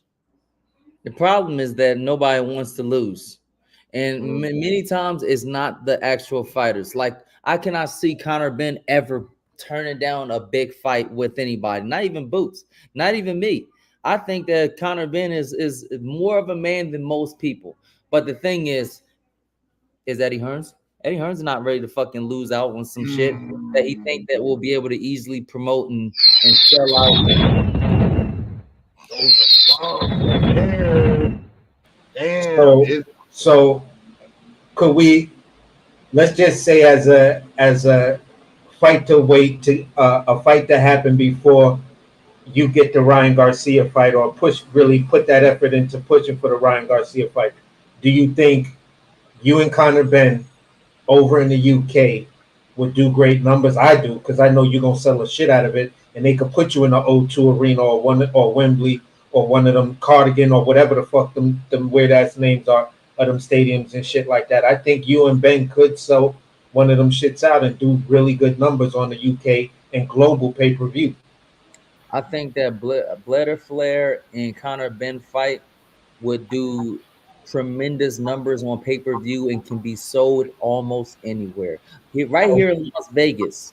Right here in Las Vegas, millions of people are going to line up to possibly get a ticket. Like a lot of people ain't going to get a ticket, but possibly just to get a ticket for a Blair Flair Conor Ben show. The arena is going to be sold out. The pay-per-views are going to be sold out. And it really doesn't matter where. Look, Conor Ben cannot fight in UK. Okay, we all know what happened with the blood test. Yeah, he's still suspended. Yeah, he's still suspended, and wow. And I think he's suspended indefinitely in his own home of UK. Yeah. To that, I would say, for most people that he fight, that matters. For Blair the Flair, it does not matter. You can fight me right here in Las Vegas. You know what I mean? And we're going to still sell. And everybody in the UK is going to stay tuned. Tons of people are going to fly out to book these reservations at these luxury hotels. You know what I mean? At a discount price. It's going to be tremendous. It's going to be a great weekend. Not just for me, not just for Conor Ben, but for the world of boxing. Because I told you this before, and before he got in trouble, Bless said, "I whoop his ass over there, over here. It don't matter." Yeah, exactly. But you know, but you know what's funny? Like I'm really good friends with Conor Ben. I really got nothing but respect. Honestly, I got nothing but respect for even fucking Adrian Broner. But like my whole thing is this. It's funny how we're not talking about a Conor Ben and Jerron in this fight. Yet they're on the same promotion banner. Yes. And it seems like there's a whole lot of quietness when Jerron is around, and there's a whole lot of quietness when Ben is around. And they're not mixing together. And it seems like they're just like they're not even talking about each other, and damn sure Eddie Hearn's not speaking about it. But you got two of the biggest names in the welterweight division, yet you don't want to put them up against each other. Well, just to quote his daddy, nobody know who Conor Ben is in South Philly. So what? I'm just quoting his daddy. I'm just quoting his daddy. That's what his daddy said. Ain't even from South Philly. Okay, never mind. Who Conor Ben is in South Philly? From North Philly. Shut the fuck up. Listen, that man said his father said he's not leaving 147. They want to unify. So outside of fighting a champion, we go down the rankings. Conor Ben is the only name that's sexy. But if you want to fight outside of us, because we're not sold on the Boots train. I mean, I even heard Ned say Boots need to fight Conor Ben. Conor Ben got heat. He got a name. He popping right now. Fight Conor Ben. I ain't trying to hear that shit. Fight Conor Ben. It's always something. I mean, not Conor Ben. Fight Blair Cobb. It's always something when it comes to you. When it comes to your name and Boots. Oh, he ain't gotta fight him. Why? Why he don't? Yeah, I mean, Karen Cooker. Like, listen. Here's what we heard Sunday. Rashidi Ellis should be the next guy to fight Boots. Rashidi Ellis. Hold on, the same guy that Roman Villa and the same and Boots put the beast in Roman Villa. You want Rashidi Ellis? You think he deserved to get in the ring with him? He got dropped right after that fight. He on Pro Box. He should jump from Pro Box right back to a Boots in his pay-per-view fight, or somebody who just sold a fight, got heat, and beat a Hall of Famer? Nah, we ain't gonna fight him. And he from the same place you from. Nah, we ain't gonna fight him.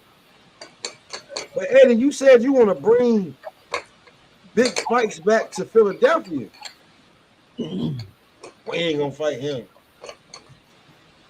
I'm just saying, because people try to act like Boots is this big star or something. Nobody knows who the fuck Boots is. Just like I know it was proven Saturday night. Don't like all this YouTube shit. Nobody know who damn Anthony David Morrell is. He fought when the sun was out and there was no shade out. Ain't nobody there for your fight. Nobody know who you are. You're a hype job. You need a machine behind you. But on the other hand, Boots, here's a guy that is a machine himself. You have Koch Records right here. And you have Koch Records in the 90s right here. On marketing, on distribution. Right here. He's gonna sell the fight for you. You ain't even gotta say nothing. Just sit over there and look pretty. We ain't gonna fight him. We're gonna fight another blown up 140 pounder or a washed up Crawford fighter. Somebody Bud already beat. Papa was 100. I'm gonna leave it at that. It was 110 degrees in Cali when Morrell fought, and was nobody out there. Don't nobody know. Tired of sitting in that sun. Don't nobody know him. No joke. Here's the thing. I know if Blair, I love Bud Crawford, but I know if Blair the Flair could have got the access that Boots got, he wouldn't have had no hoodie on and no shades. Nigga, who the fuck is you standing there? Oh shit! Thought you were gonna watch the fight. No, Blair would have been there like, oh, you see me? Rings, fucking rings and everything. Loud colors. You see, I'm here. Yeah, would have get no hoodie with no, like, I'm chilling. I'm like, it's like the club, bro. Blair would have walked over. Blair would have walked over ringside and said, "Woo!" Let the motherfucker know he was there. Like, yeah, I'm here. Like, so I'm just saying, all these Boots fans that, like I just seen something. I'll say it. I don't give a fuck. BFTB, the biggest fight for Bud is Boots. No. Biggest fight for Boots is Blair Cobb. Blair the Flair Cobb. Yeah. Period. Let's stop talking this shit like he deserved this fight. He don't deserve this fight. He don't. What has he done? If we gonna give Jamal Charlo shit, we gonna give Devin Haney shit. Boots, you are email champ until proven otherwise. You fought who? You fought another one of Crawford's leftovers. You didn't look that impressive. Got hit a lot more. Got pushed on the back foot, which we never seen like that.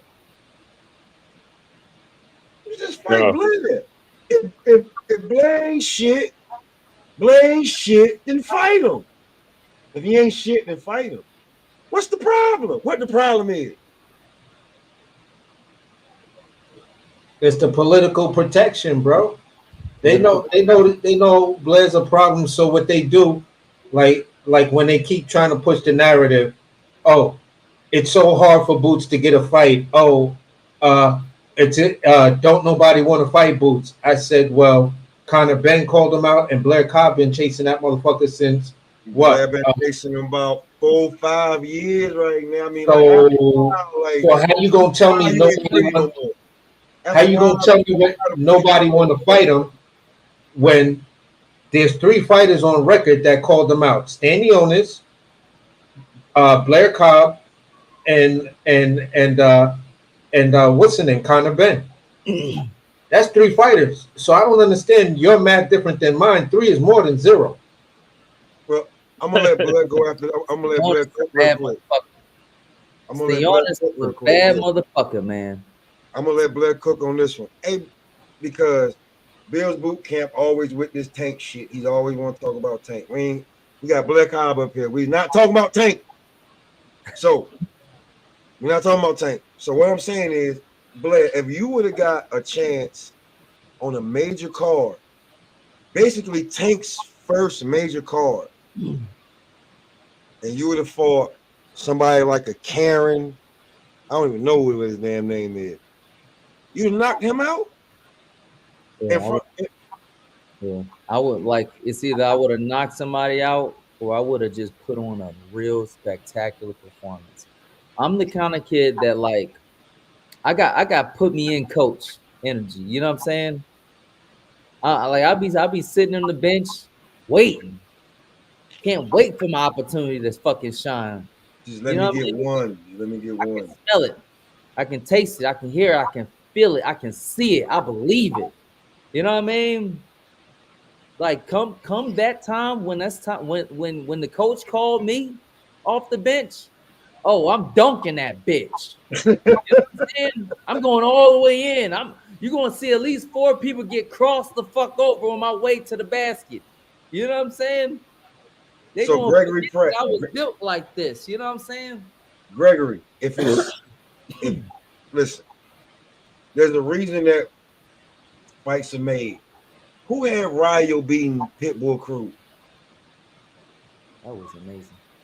Who had that? So fights happen for, like, I'm gonna say it again. Did y'all have Blair Cobb beating Adrian Broner, or did you think AB was gonna be, getting back into his name rankings after fighting Blair Cobb? There's a reason that we fight the fights. Yeah. So this is Blair is the guest. He's a guest of honor. Anybody got any questions for Blair? Because he's people's champ. Anybody got any questions in the chat? Anybody got any questions for Blair? He's not afraid of any questions. He want all the smoke. All of it. Matter of fact, haters, please comment down below. You know what I'm saying? Now there's this Gregory. Energy, man. I need some negative energy. I need some Gregory, haters. This guy Gregory Pratt put in the comment. He says, "Salute, homie," but Boots' rec speaks for itself. So he seems to feel that Boots' record is better than yours. How many undefeated fighters did Boots fight? How many hungry undefeated fighters did Boots fight? Let me know. What's it look like in his box rec? How many undefeated hungry ass? I went to the box rec, but you got to know the fighters to know, because I'm looking at Boots' record and I'm like, these dudes got regular jobs. And the guys that he did fight, like, people want to bring up Sergey Lipinets, a blown up 140 pounder who was well out of his league. Didn't he get beat by Crawford? No, Thomas Delorme did, and he's well past his prime. Oh yeah, Thomas Delorme. He's fighting to stack his money for his lawn company. He well past his prime. He was looking for a way to get on that canvas the moment he got in the ring. Like, I saw it. I was there personally. Like, oh okay. Look. He couldn't figure out how to cut the ring off. Like, here's the thing: the Boots fans have been really critical. They've been really upset since we said, "Oh, he don't know how to cut the ring off. He don't need to be worried about Bud. He need to be worried about everybody fucking else. He can't cut the ring off. He can't get away. He can't cut the ring off on Karen." So then they go to Roman Villa. Well, Roman Villa's a tough, rugged, come forward fighter. That's perfect for Boots. That's perfect. So we ain't seen no adversity of him with nobody with any kind of, I don't want to say this. I don't want to say ring IQ, but ring generalship. He hasn't fought a ring general. He hasn't fought a ring lieutenant. He hasn't fought a ring captain. He's dealing with corporals and privates out this motherfucker. Yeah. Now check So when we talk about guys that, like, he's fought, like, we talking about his resume, If you want to go over his resume, it's not there. The eye test, the skill set of what you think he can do and everything, but yeah, he got all of that. But I saw David Morrell get frustrated with a guy that kept sticking with the jab on Saturday. He was frustrated as hell that guy kept sticking with that damn jab. He went from not using his jab to trying to just knock homie out. I don't know what Boots will do when he gets frustrated. When he gets frustrated and flustered, and the game plan don't working, and now you just got to fight. What do? I don't know what he do because he ain't never fought nobody like that. He never been in that, like Jared Anderson, like Blair. I'm a big Jared Anderson fan, but the boy got fucked up. His ego got the better of him. His ego got the better of him. He was dancing in the fucking. Been getting the better of him. He was dancing. It's been getting the better of him. When you say shit like, there's people like you who love this shit, and then there's people like him who has everything behind him, everything going for him, and he talking about, I'm bigger than boxing. Who the fuck is you? A guy that got taken care of for a very long time until one day finally gets a 50-50 fight and takes it as if he's fighting all the other scrubs that he fought recently. And the thing is, he wasn't all the other scrubs. He was a fair 50-50 fight that you should have been very, very serious about. And you know what? You wasn't ready because you were fucking exactly what your name calls you. You was a big baby. You're fucking new to real fighting, real boxing. There's a lot of niggas that know how to box but can't fight. And that's a fucking problem. You know what I'm saying? That's a fucking problem. So like, yes, we need to have these guys. They I love that Ali Sheik got in the boxing, because what ends up happening, he threw all them niggas in the 50-50 fights. Fuck it, I'll pay for it all. I just want to pay for it all. Like prove you are who you say you are. Yeah. Behind your fans, YouTube, your promotional company, prove who you say you are. So this is the whole thing. This is the thing. And this is the thing when it comes to the whole me and Boots or me and anybody, right? Yeah. A lot of these guys never been in 50-50 fights. So what ends up happening, they're not actually ready.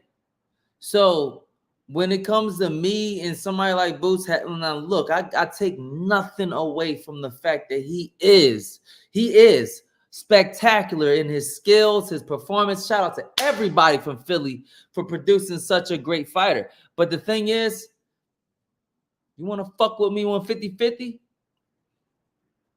Things change. Things change. Like I got a coin. Let's flip this bitch right now. You got 50% chance of fucking getting your ass whipped. You ain't ready for that. You ain't ready for that shit. A lot of guys ain't ready for that. You gotta hurry up and get the money, because Blood Flare is coming. It doesn't matter how fucking old I get. It doesn't matter how fucking long you make me wait. It doesn't matter what the hell's gonna happen. You guess what? Even you can get your ass whooped regardless, no matter what. Blood Flare is coming, and he's not stopping. He's not stopping. It ain't over. I went on fucking crazy ass fucking leaves, come back looking fresh as a daisy. Motherfucker, I can wait. Don't worry. I got a promotion behind my back too. Y'all niggas want to fucking fuck with me? Watch this. Watch this. And like, that's how it is. That's exactly how I don't mind seeing this. Like, I don't mind seeing this right here. This, you know. Check this out. You got a nigga that will fight anybody. And like, when I see Boots, I got nothing but respect for his family and everybody. You know what I mean? I ain't gonna call nobody to knock him off or nothing like that. I ain't gonna get the block hot on their ass. But let me tell you something. You know what I mean? And like, I could slow down shipment real fast. Niggas get so fucking irritated fast. You know what I mean? Motherfuckers start itching and shit. You know what I mean? Fight me, man. Just fight me. Like, you don't like what's your next big fight? But when I see Boots, man, I see a little bitch in him. You know what I'm saying? Like, I ain't gonna hold you. Like, he's cool. He's cool. But like, if we was in the pen, like, he be new booty. You know what I'm saying? Like that's just what I see. But like, you know, that's just what it is. Like, you know what I mean? He That's be just, ordering from Damn, Blair. He said he'll be new booty. Damn. That's how you feel about slugs? he been taken care of for too long. You know what I mean? Have you ever been homeless? I've been homeless. Have you ever like really had to fight for a meal? Nah. Yeah, have you how many fucking oodles and noodles you really ate in your life? Like, real, for real. yo, You talking that real deal shit now. like Ain't too even many though, niggas gonna relate to that. you know what I mean? Even though he come from Philly, like nigga, like how many trap houses you ever seen in your life? Like nigga, I hosted a training camp in a fucking trap house. And like, yo, like Listen, dude, That's you really crazy want work it. right there. I ain't gonna hold you. That's crazy work, bro. For real. Hey, nigga, that's crazy work. He was training in the trap. I was training in the trap. You know what I mean? When you making plays and beating ass at the same time, you a cold piece. On your own, you're your own marketing. You're your own. I play the light skinned dude that that stays away from everything and this and that. I try to stay far away from that as possible and this and that. You know what I mean?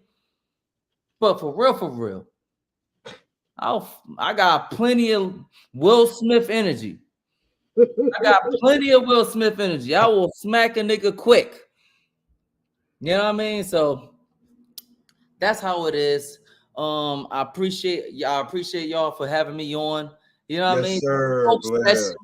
Episode 272, Blair Flair. Drop the mic. Woo! Yeah. I appreciate you pulling up, man. That's the third time I done had Blair on, man.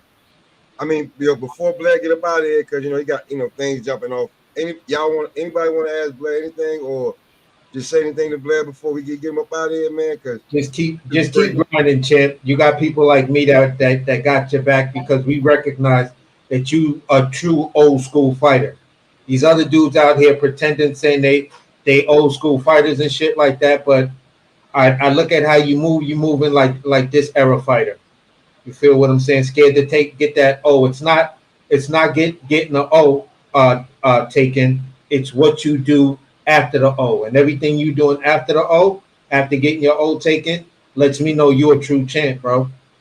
You know what I'm saying? You got a fan for life right here, and I'll go hard body exposing these niggas how everybody actually running from you.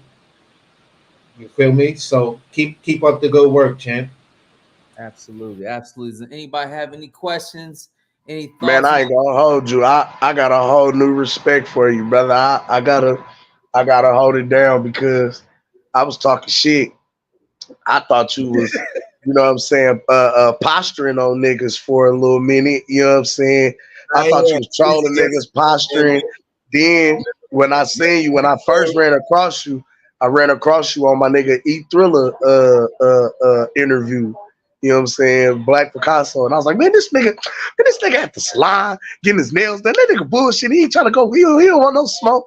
So to see you out here putting the work in, bro, grinding, you know what I'm saying? And then just to be able to sit down and chop it with you, you know what I'm saying? And just be like, oh, he a regular nigga for real. You know what I'm saying? Like, he cool in the motherfucker, bro. Like, I fuck with you, dog. I got a whole new respect for you.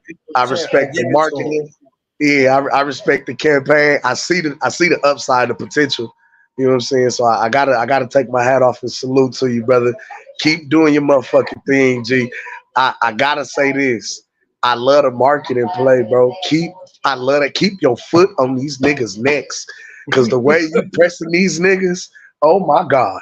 It's bringing back that old school feel 2 and 4 boxing. You know what I'm saying? It's bringing back that nostalgia, you know what I'm saying, of throwback fighters for real. So I really got to commend you on that, dog. Please keep pressing these niggas and keep working, dog. Whatever you do, keep doing your shit, man. You know what I'm saying? One love to you. I appreciate, you know what I'm saying, you taking your time out of shit. You know what I mean? But like I say, I had to take my hat off. I said, oh, this nigga cool. He a regular nigga, dog. We got a lot of Blair, dog. Hey, look, Blair, he from Omaha. Blair. We from Omaha. They from Omaha. They from Omaha. Hey. Oh, baby, what we in the building? Yeah, This is North Omaha. You talking? Look, me and Gooch, we run a podcast called "It's Boxing to You." ITZ Boxing, the number 2, the letter U. We in Omaha, like fuck with Bud, the whole shit, right? So it was like we was popping. I was popping shit. Man. He tried to press Bud. Nigga, no, dog. To see how you move, I said, "Oh, this a regular nigga for real. He a real nigga, bro. I fuck with you, G. I gotta take my hat off and salute you. I had to turn my camera on and say, listen, this ain't some niggas be gassing on dick eating shit. Nah, gang, I fuck with you, G. I see how you move. I see what you doing. I love it. You fuck with Smoke, you know what I'm saying? And if you fuck with Smoke, I already know you solid, man. You know, Rob, that's my nigga. You know what I'm saying? So it's love. It's love here, bro. You feel me? So we fuck with you this way, dog. You know what I'm saying? Real shit. We got to lock in. Hold on. What you got, Goose, for? Hold on, Blair. Hold on. Oh, I gotta say this about Blair, though. I gotta say this, Blair. You do got one. You were one of the few that beat a B&B fighter. You are one of the few that beat a B&B fighter, Maurice Hooker. So we gotta give you that one, bro. That's true. That's true. Hey, man, but from Omaha, man, straight up from Omaha, man, one love, man. Like Cam said, man, you showed us some real shit, bro. Hey, I give my hats off to you, man. I just want to see you be great. I'm gonna ask of a favor of you, nigga. I need you to be the next welterweight undisputed. If you ain't gonna do nothing else, just be welterweight undisputed. Show these niggas what you can do. And the show you put on, dog, the way you promote yourself, bro, that'll be the biggest thing in boxing. I ain't gonna hold you. Cause you gonna put a show on, you gonna take us back to damn near, and I would hate, how can I say this in such a way? He would give us some Ric Flair, some Prince Hassan, you know what I'm saying? Some Flash, really sell himself, really talk his shit, and then go knock a nigga the fuck out, collect the payday. And then pick your hair on these niggas like, somebody give me a mirror. Jerome, you know what I'm saying? Type shit. You know what I'm saying? I fucking love it, G. Keep doing your shit, man. Keep doing your shit. Yeah, for sure. They shouting out you from the 402. I'm coming at you from Brooklyn. Pop coming at you from the 516, bro. So, we love it. The people bro. You got us over here on the East Coast on this one island called Long Island that includes Brooklyn and Huntington. You got it on lock, man. People got your back out here, bro. Every time I bring up boxing and I say, what y'all think about Black Cop? Oh, he the truth. He the truth, but boxing is doing them dirty. You feel what I'm saying? But he the truth. Just like CJ before he jumped off. CJ over there in Cali. It's a little history of Blair to Flair. When I started boxing in Mexico. I was on a run with my father in Mexico, with the El Chapo situation. We was running game with like some of the biggest names, and we had a whole lot of money out there, and I didn't have no reason to live at the point, so I decided to box. You know what I'm saying? I decided to, you know what? If I'm gonna die of these fucking niggas, I might as well die my way. You know what I mean? And I started boxing. You know what I mean? And the crazy thing is, I got good.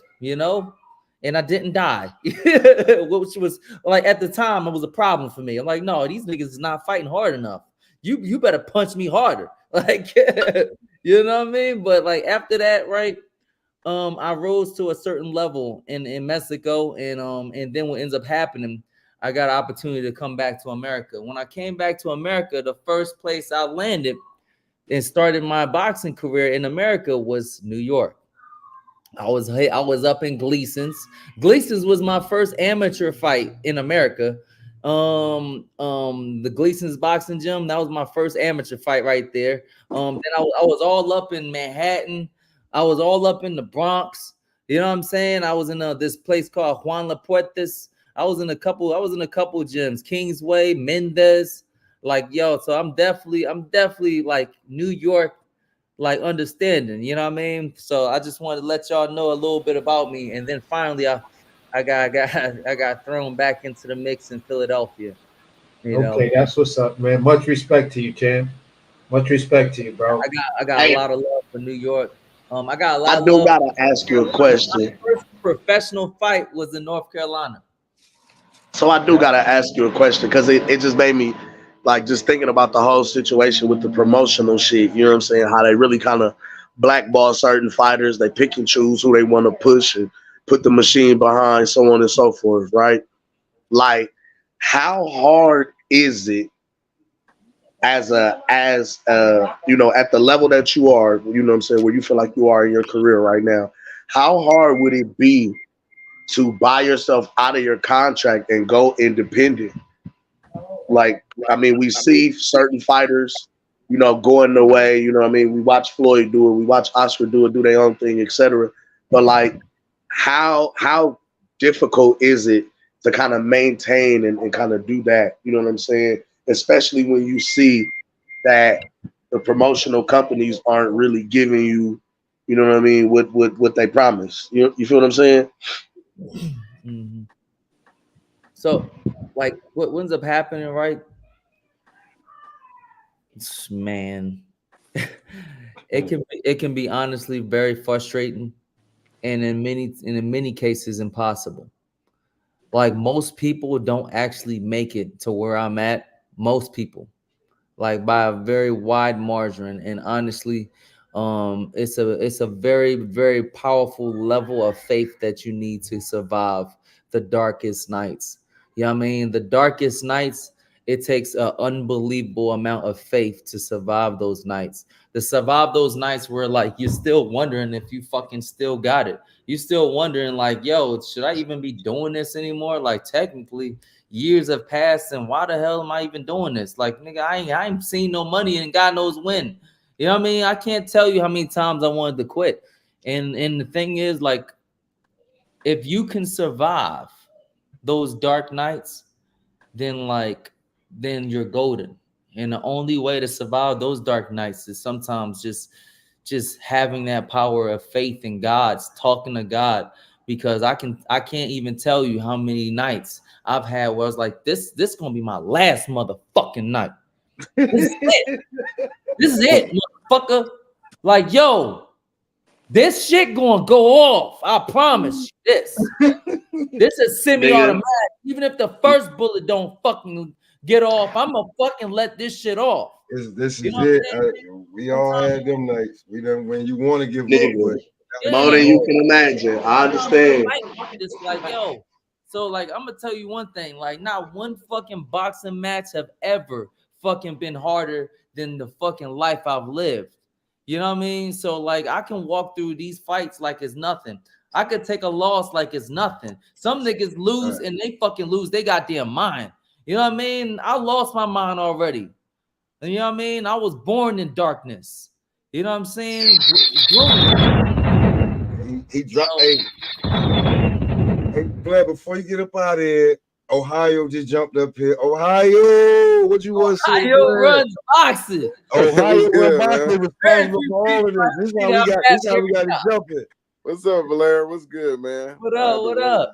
What's good, man? It's good. I just dropped in for a little bit, man. I was hearing you dropping some bars, man, telling like it is. Did you let me ask you a question, man, because you know you with Don King now, and we know he's legendary for standing in the corner of the A side waving the flag. And as soon as the A side fighter lose, he go over there to the B side and start waving the flag. So you are in the B side and he's waving the flag right now. Do y'all got any plans? You know what I mean? Are you getting for your next fight with Don? Plans is the world, taking over the world. Don King's last true champion, last true hurrah, swan song rather, is Blair the Flair. And it's funny because Muhammad Ali was his first fighter, and Ali is my great uncle. Wow. Like that's crazy. How things kind of always come full circle. You know what I mean? And the thing is, right, the place where Don is in life is far like different than where he was when he was younger. You know what I'm saying? Like this is a man that you can trust. This is a man that is with God, that's definitely loving, and that's definitely going to give you the best chance that you could possibly give. You know, best possible chances you could ever get. And the opportunity had came to make the AB fight happen. It wasn't just an opportunity for me, it was an opportunity for AB. You know what I mean? And we made that fight happen.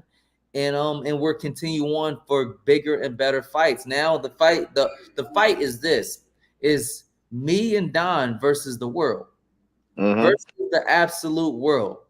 And I don't mind taking like a living legend all the way to the end of like the chapter of his life. And that would be fighting Ryan Garcia, fighting Jerron Ennis, and whoever that might dare to be stupid enough to fight me. You know what I mean? Like I would love to see Manny Pacquiao step up in the ring, man. Somebody that I love more than probably any other fighter. You know, absolutely. I think Blair. I think, not to cut you off, I think a good fight will be Philly, man. Be in Philly, y'all backyard, you and Jerron Ennis, absolutely, and with Eddie Hearn behind that, pushing that, man. Turkish, that would be huge, and you would definitely boost. Y'all gates would go crazy. If Boost was doing great numbers in the last gate, I think it'd do double, because you would definitely promote that fight. You know what I mean? Just like Rolly did with Tank. I think that would be a really, really big bag, and you deserve it, man. Guys like you deserve it. We talk about fighters all the time, man. We see a lot of guys who don't get the recognition and who don't get those opportunities, but you definitely deserve it, man. So I would love to see that, man. See you on a big stage like that. So you already know I got nothing but love for you, man. It's good to see you on here chopping it up. Absolutely. Thank you very much for having me, you guys. Shout out to Ohio Runs Boxing. It's always great to see him pull up. You know what I mean? Shout out to the Smokes Session, man. Shout out to the Smokes Session, episode 472. God damn. Pull up. They had Blair the Flair pull up, and never fear.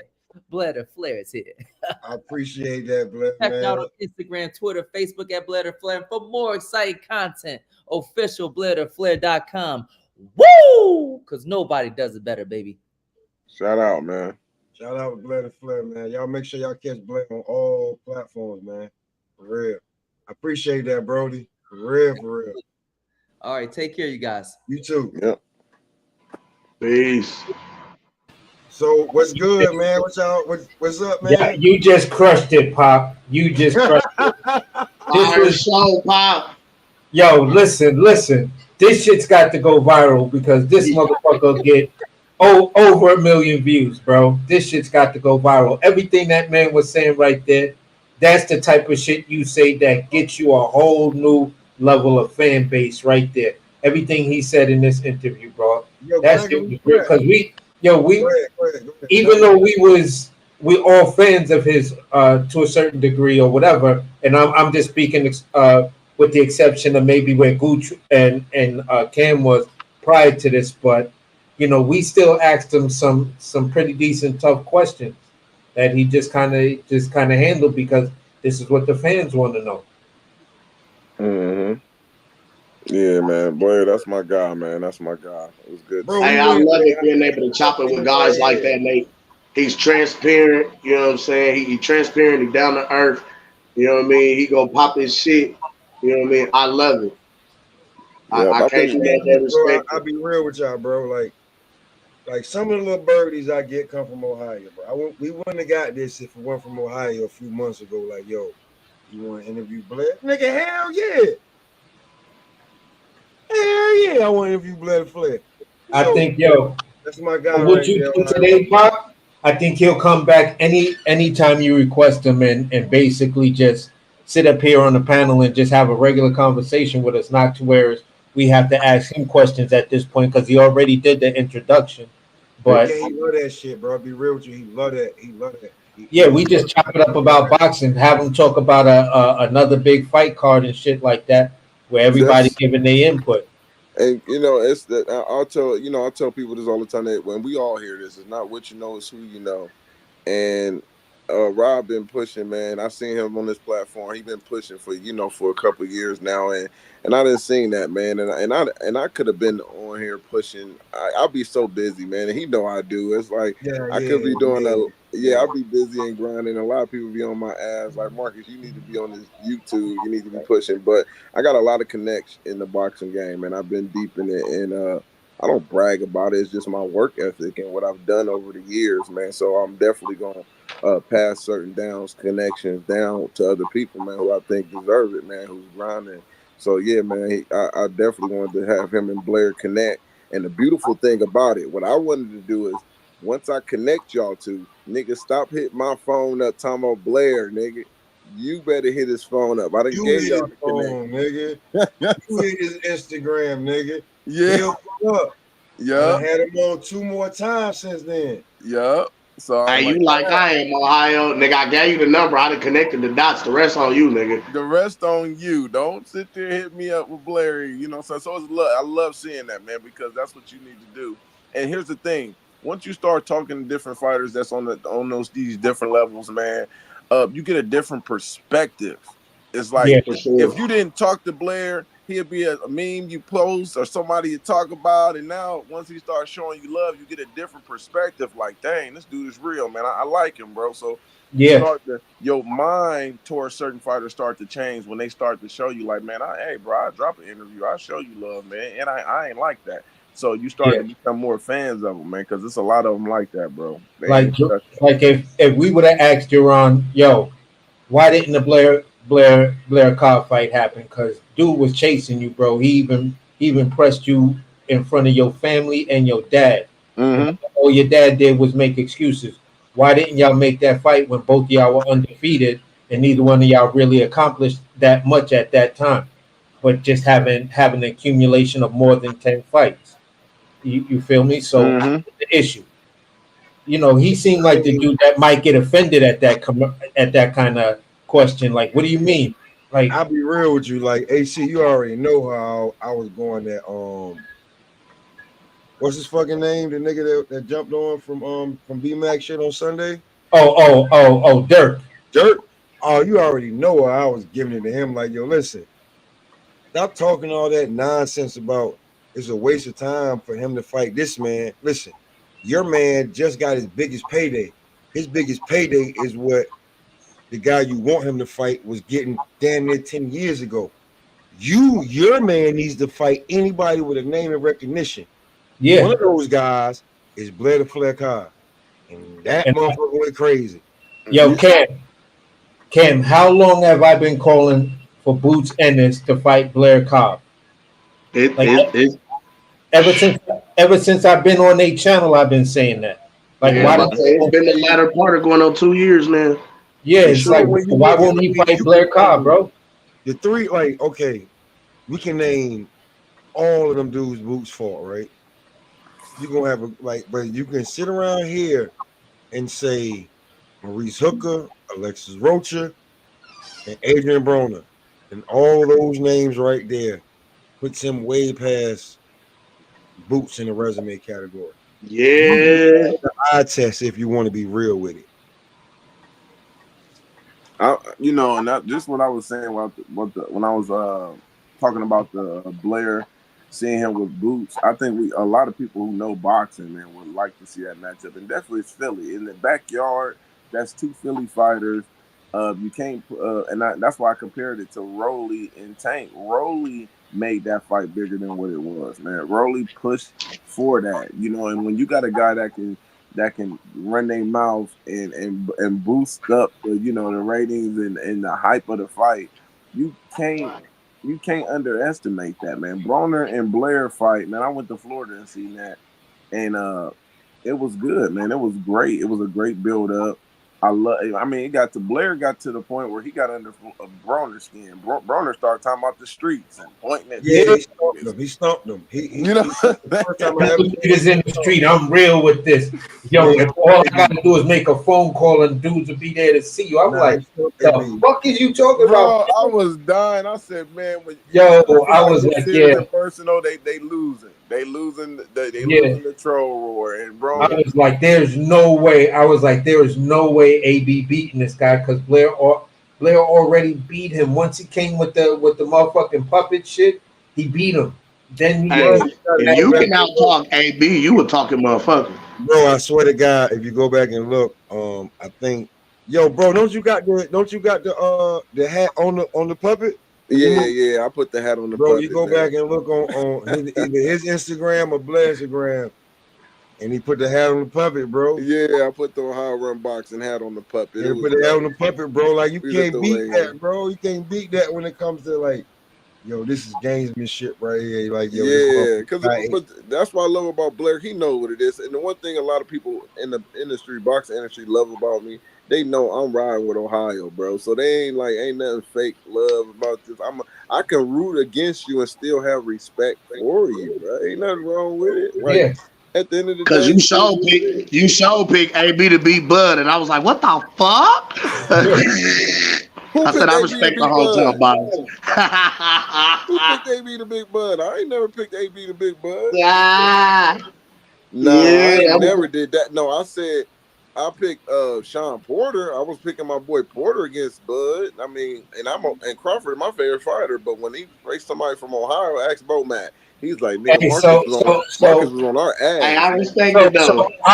Ohio, let me ask you this question.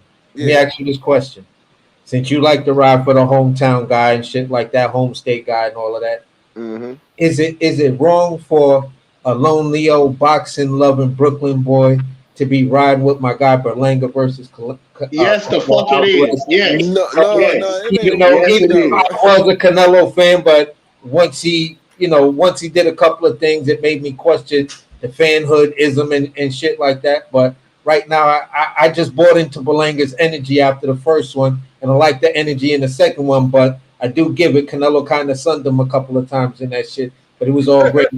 Listen, Hey, I don't got no problem with it. Just don't switch when he get knocked out. You stay. No, I'm not gonna switch, bro. I'm not gonna switch. I was gonna say, because there's a certain point where hometown bias turns into insanity, and this is teetering on one of them both. Hey, they always say it's a fine line between genius and insanity, and we will see in September. Listen, listen. This one thing you better not do, and this is one thing I don't do. I don't talk shit. When this boosting, when these fighters is coming, even when my old guys are fighting for you'll never see me online talking shit, talking mad shit, getting under people's skin, because those are the people who feelings hurt the worst. You know, they the ones get mad. Them the ones that throw cheers at the fight. You remember when Charlos was fighting Lubin and his people he got knocked out in the first round. There was tears being thrown. I mean, those are the people that take it the worst. Hey, listen, Ohio. I had Canelo winning when the fight was announced. I've been feeling that Canelo was gonna fight Berlanga after the Jamel fight, because Berlanga name kept on coming up just between just in the ethos of boxing, right? But I had Canelo winning. I was like, yeah, Canelo gonna stop him probably somewhere between the 8th and 10th. Yep, 8th and 10th. That's what I got. You feel what I'm saying? But then when I saw Berlanga's energy, I kind of bought into that. I gotta admit, I'm a sucker for shit like that. You feel what I'm saying? You know how they got girls out there that the minute you just tell them, nah, you pretty as fuck, you bad as fuck, they just fall for it. You know, I just felt Berlanga's energy like that, and I was like, I gotta go with the hometown boy. I like what you bring into the table, bro. Now look, this is what I hope happens with him. I hope he gets a moral victory, and you know what I mean by that. The fact where he actually come and show up and he actually put on a decent, and that's what I think is going to be his biggest shot. That would be surprising. I ain't gonna even lie, cause I'm not even watching it. So y'all go ahead and tell me. I'm not gonna watch it. But y'all. So how far is he? How far does he go before getting knocked out? That makes this a moral victory. No. I'm talking about being competitive in the fight. We already got him going 8-9. I mean, just because you like if he gets stopped between, he could be losing every damn round. If he gets stopped between 8 and 10, right?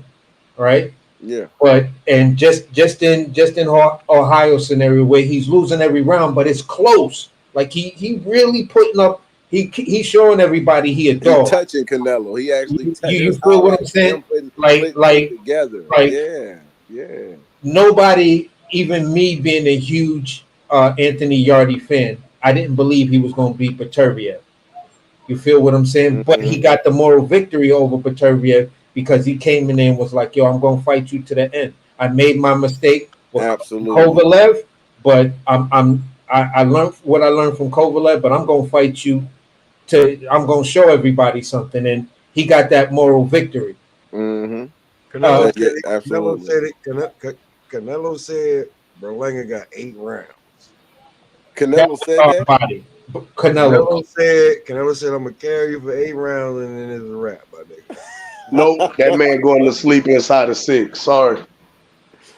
I think if Belanca open, this is my thing. Belanca can actually, I think Belanca can actually go the distance if he don't open up as much. If he don't open up as much and just and have a little bit of patience, I don't think Canelo gonna be able to stock him down and just get him out of that way. He has to open up a little bit.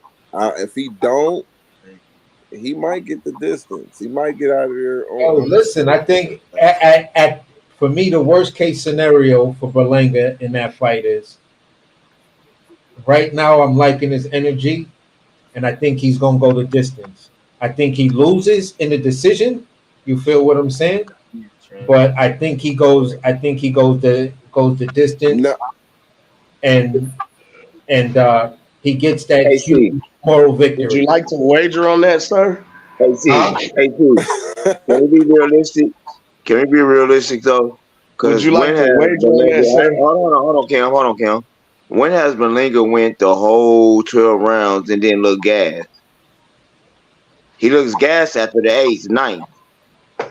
6. He punches himself out. Okay, but Canelo also suffers from that same problem, so it's gonna be. So what we saying is it's gonna be 6 rounds of fireworks, and then niggas is gonna get tired from 7, 8, and 9. The fight gonna dramatically slow down. The punch count gonna be less, and that's gonna give Berlanga the opportunity to go the distance. I don't even think that. I don't even think it's going to be a firework at the beginning because Berlanga is going to be knowing that Canelo is a counterpuncher, bro. So he's not going to be. He's going to be throwing his punches very carefully and cautious. He's going to be setting it up the jab very carefully. But do we really feel like Berlanga has the boxing IQ to even keep up and even like keep up with the dance? I'm gonna say this is the biggest fight of his career. He gonna show us. Did y'all watch the press conference? Show us something. Did y'all watch the press conference? Nobody brung up boxing IQ except for who? Yeah, Berlanga brought it up. All right, man. So I think he's gonna take his time. This is the biggest fight of his career. And with that being said, sometimes you be too careful and you become gun shy. So I think he's gonna be real. That's a fact, bro. Yeah. So I think he's gonna be real careful, but he's gonna pick his shots in between, man. So if he, I think he can carry. I think he can carry a couple rounds. I think, like I said, it's gonna turn up around the 8th and 9th. I don't see him. I just don't see Canelo throwing a lot of punches early, and I don't see him throwing a lot of punches. I see it real. Okay, so let's say he going to the body bag. Let's say Canelo don't get that stoppage. Let's just say Canelo don't get that stoppage between 8 and 10. Now you're just looking at 11 and 12. You just increase Edgar Berlanga's star power. He already got a bag. You just increased his star power. This motherfucker might mess around and lose and fall into an interim title fight next. Y'all know how shit go. Niggas is getting knocked out in the championship matches now. So Canelo gonna knock him out, bro. He gonna knock him out, and before you know it, Berlanga is going to be thug number 2 on the next Hollywood blockbuster smash. He's going to be on the cover of a couple magazines. He's doing a whole media press tour run. Berlanga's the big pit bull. You know what's so crazy? The next money fight after that, him and Jaime McGee is a big money fight. Yep. That's a Well, big money you fight. know what? I'll be real with you. The way they was talking shit at the press conference, if he fights the Great White Hope at 168, that'll do numbers. Yeah, Him it and looked Caleb Plant. like what y'all saying with what's the name, but it looked like he might be fighting Caleb Plant the way they was getting at each other. And Canelo, Caleb Plant. hold on, Caleb, Oh, I'll do you the favor. Don't worry, I got him. Yeah, I was like, oh, yo, Canelo said some shit like, Canelo was like, you think he has a higher IQ than you, bro? Come on, man. I take care of him or for you. Don't worry about it. I Whoa, tell you this though. Damn. I tell you this. Y'all know what might be next, just because of the infamous lines. We might see David Benavidez come back to 68 and fight Berlanga. Nah. We might see it, Ohio. Listen to we could, but I think that Berlanga's on the bigger and better things. Like that's the common opponent. If Canelo goes out here and beats him, let's say he doesn't stop Berlanga until later in the fight, right? Dog, now you go out here. Y'all, this is y'all common opponent. You go out here and shine on Buddy and get him out of there quicker. I'm gonna tell you like this. I'm not about to jeopardize my title shot at undisputed, or at least one title at 175 for Edgar Berlanga. Hey, listen. Why? That's the new. He's the new pit bull. Why not? Hey, I gotta say this, bro. I gotta say this. Y'all keep talking about all of this knockout Berlanga. Okay. The last real, like, he got a TKO over Caleb Plant. His last official knockout, the way y'all saying he gonna knock somebody out, was Kovalev. Okay. Last round between what happened with Kovalev. Now we know the backstory of what happened with Kovalev. So that's the last motherfucker you knocked out, and that was in 2019. Okay. Hold on. Who you talking? Bro, y'all could spare me with that knockout shit. Now I'm gonna start going hard for my nigga. I'm in that mode now. Canelo sending that nigga to sleep, AC. No, he going to sleep experts. Hey, listen. He didn't even send Jaime Munguia to sleep, so stop that. Hey, Jaime's a baby. Jaime is just a baby. They some durable guys, man. But I think Berlanga, he's been knocked down before, but we haven't really seen He did okay. So I'll give you that. But he didn't even knock out Jamel Charlo. How about that one? Oh no. Jamel Charlo's a better boxer than Berlanga. Okay, what about John Ryder? True. Okay, I give you that. I give you Ryder. All right. I give you that. That was a solid Ryder point. was knocked out before exactly. So that's why I'm like, okay, okay. All right, I'll allow it. Okay, all right. So I can make my points, bro. I can make my points, man. I can make my points. I'll allow it. That's nasty business. I could make my points. It's ugly. It stinks. You know, it's coming in an ugly ass, ripped up, wet, torn up bag. But it is what it is. It's still the truth. My thing with Berlanga, though, this is the only thing that concerns me about him. It's not only his inexperience, but it's the lights being so bright to the point he's looking for validation in the ring with Canelo, like Caleb Plant did. You know, Caleb Plant was asking this man in the 10th round, how good am I? You know, that's crazy to me. That's outrageous. I mean, I get it with Caleb Plant. But if you talking about this, right? There's a big famous Dominican barbershop over here. I just saw a commercial. Hey, Smoke, I'll be back. With Edward Berlanga in that barbershop getting his hair cut by these Dominican dudes. You feel what I'm saying? So it's already reaching out to whatever. He runs in the circles with Fat Joe, Angie Martinez, and a bunch of other big time Puerto Rican celebrities. They all got his back.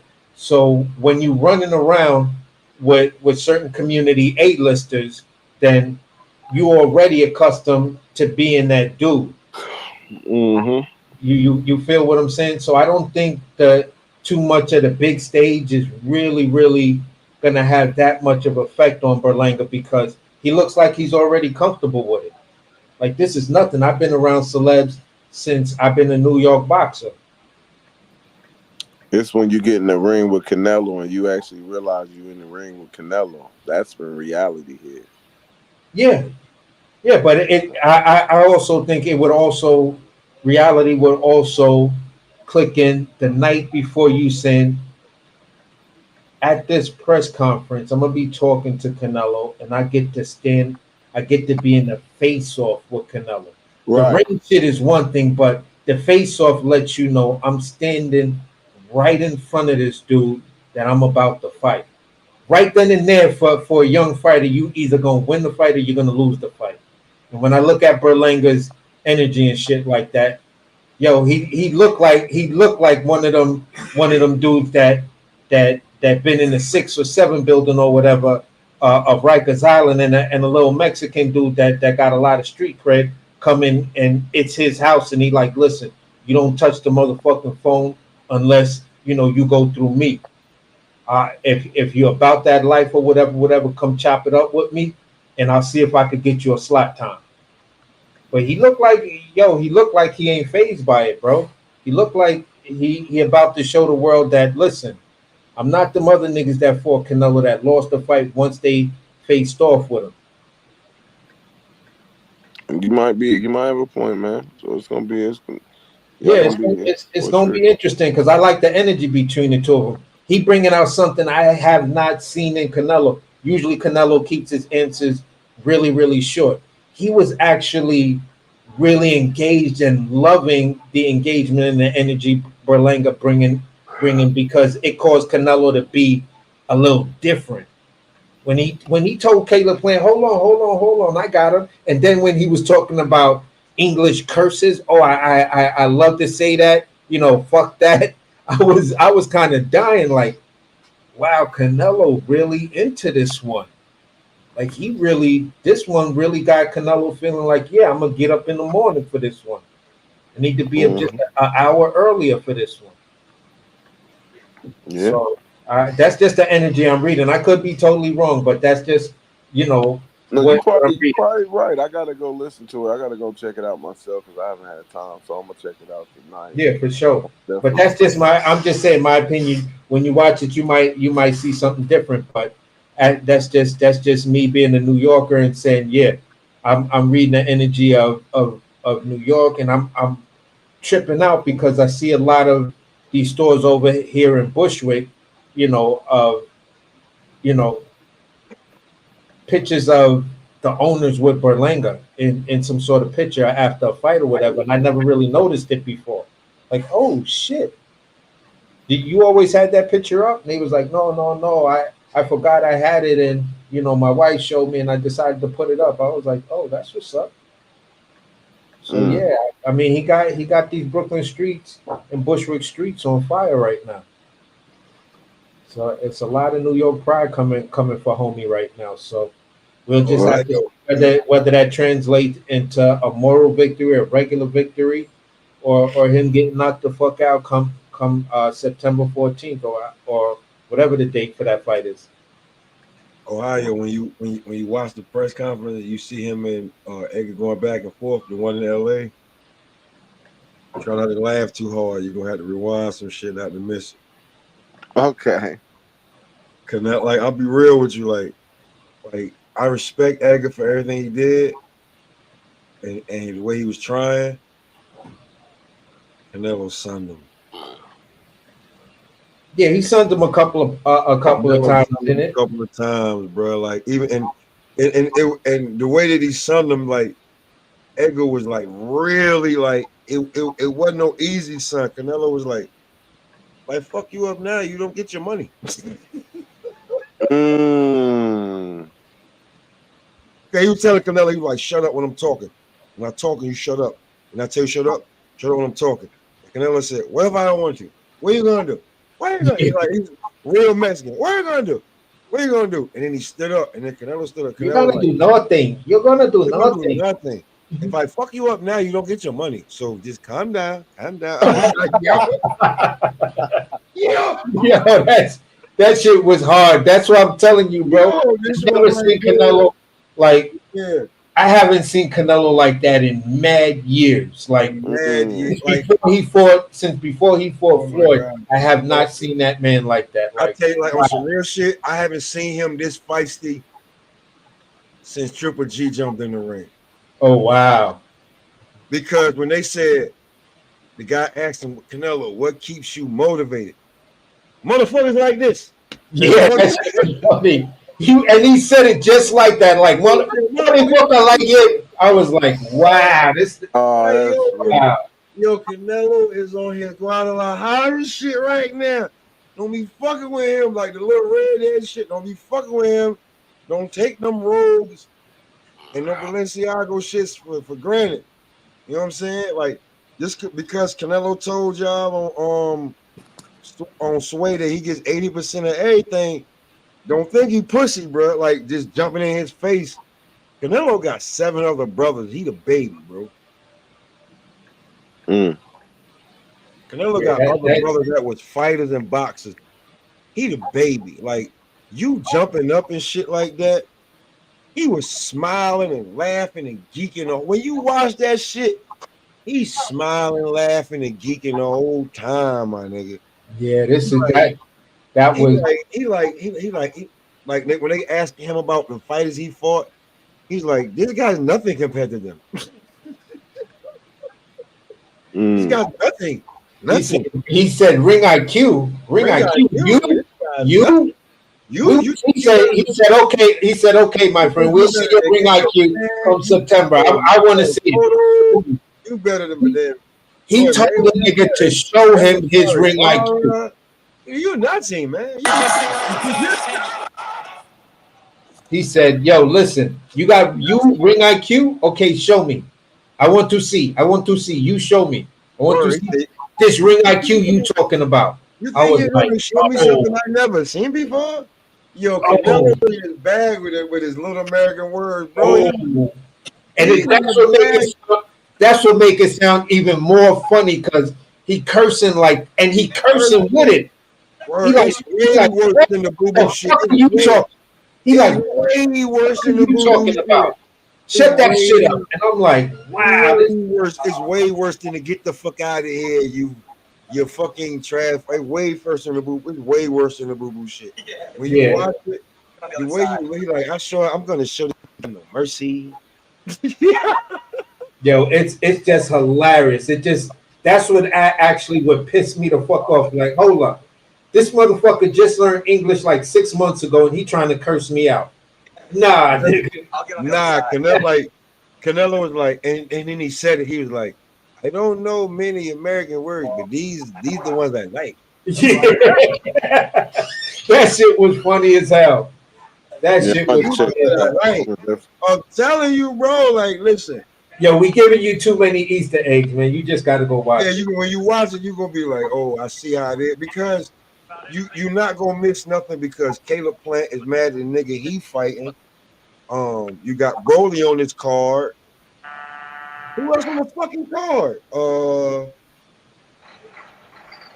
don't want to be disrespectful because the card's loaded. Fuck, Broly's fighting somebody. Caleb Plant's fighting somebody. Yeah. And I don't know if you missed it. We finally, like I don't mean to be a jackass about this, right? But like, you know, real talk, Ohio, I know there's a fight that I know like you heard of a long time ago, involving Garcia, right? Involving who? Danny Garcia. What fight? I'll tell you what, are you ready for him and Elisari Lara? Oh no. This past due, man. I was like, it is what it is. Think you can tell us what to do? Yo, are you ready? You can tell us what to do? That's funny, man. Are you ready? Hey, think you can tell? Bro, that fight is a co-main event, my G. Hey, Now you a Pat. PBC guy. That's the co-main event. No, no, I I know that shit. ain't gonna be Like, no bro, PPC bro, guy. this fight 2 years ago. No. I'm lying. You're not a PBC guy. Al Heyman's from Ohio. You gonna rep where you from? All I'm saying is that, bro, this fight is well. That Instagram post that Danny Garcia did when he got out the car was walking with all that strutting.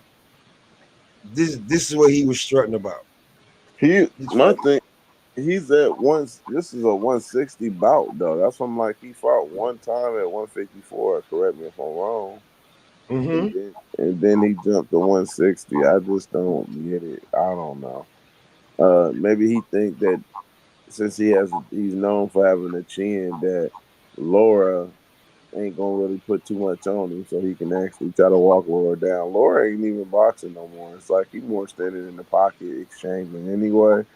But nah, bro. That's the co-main to Canelo versus Berlanga, right? Yes, Yeah. Brody. Yes, Nah, that's man, like, and you already y'all. know how you like. For those who don't know, like, Ohio don't. I'm not gonna say he don't, but he's really good with the matchmaking when it comes to shit. So this being the co-main, he's like, what the I don't know if you knew that or not, but it's the No, co-main. I did. I didn't like it. I didn't like it, bro. I Crush, didn't like where the it. fuck you was at the whole while I had Blair up here, and you from Philly? Right.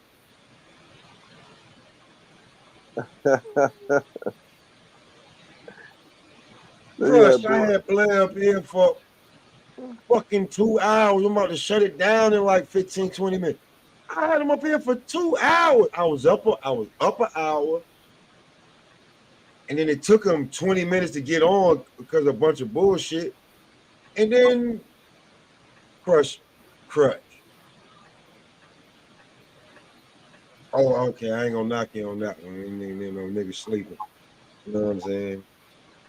I ain't gonna Definitely understand that. knock you on that one. But you can go back and watch the playback.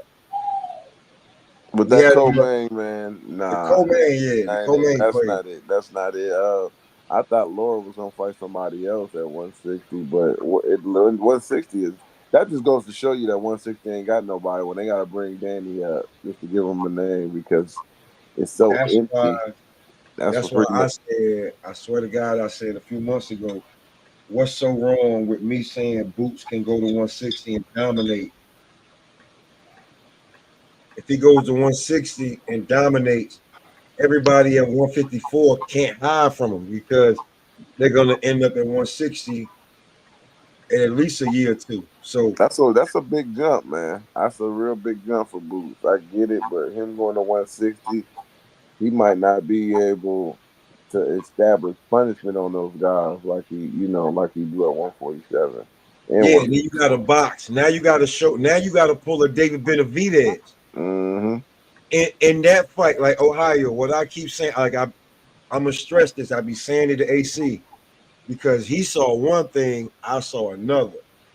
He saw that David Benavidez had to it wasn't the typical David Benavidez fight. You know what I'm saying? Where Mm-hmm. he stalked niggas and walk them down. But to me, what he did in that fight was he said, "Okay, that shit ain't gonna work.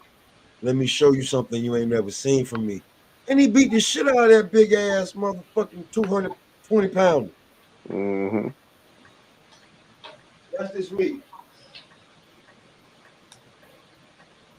No, I Yeah, hear we both David Benavidez fans, but we was on a different side of the coin when it comes down to uh, beating the winner of the Peterviev and Bivol fight. You Mm. get what I'm saying? So I could agree to certain aspects of the argument, but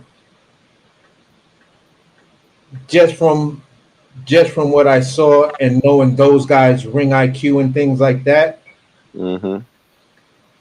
there were some things that David Benavidez has to button up if he's going to win win the fight between either one of them.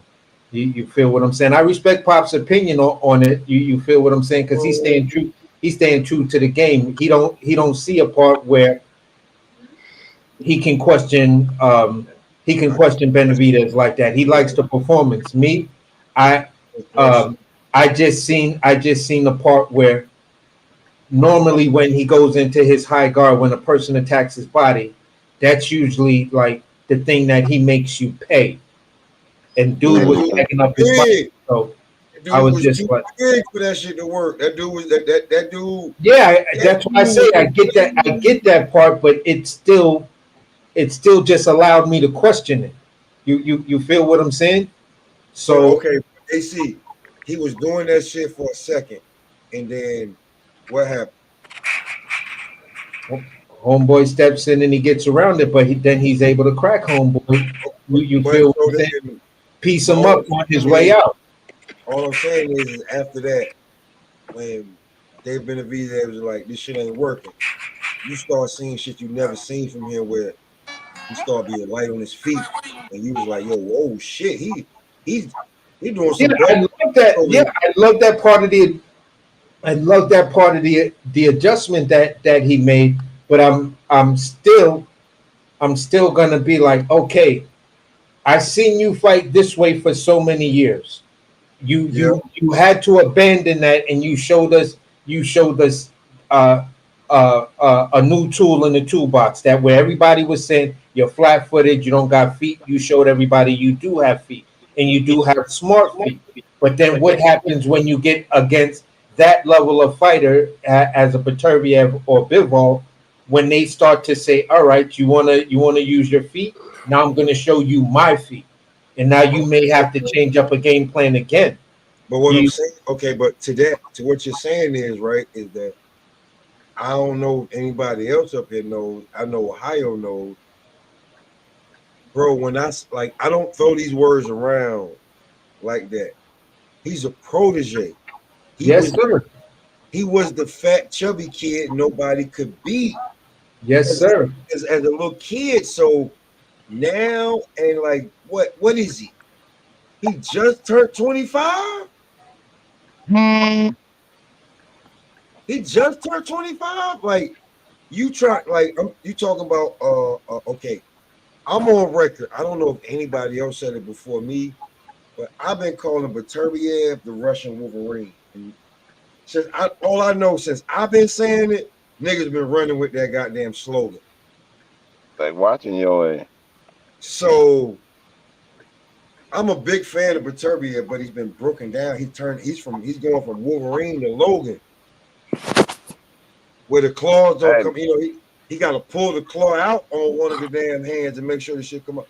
Like, he's been breaking down lately. He's older, like, and then you got Bivol, who's just as old too. And I'm saying that you got. I'll be real with you, bro. I'm not being like David Benavidez. To me,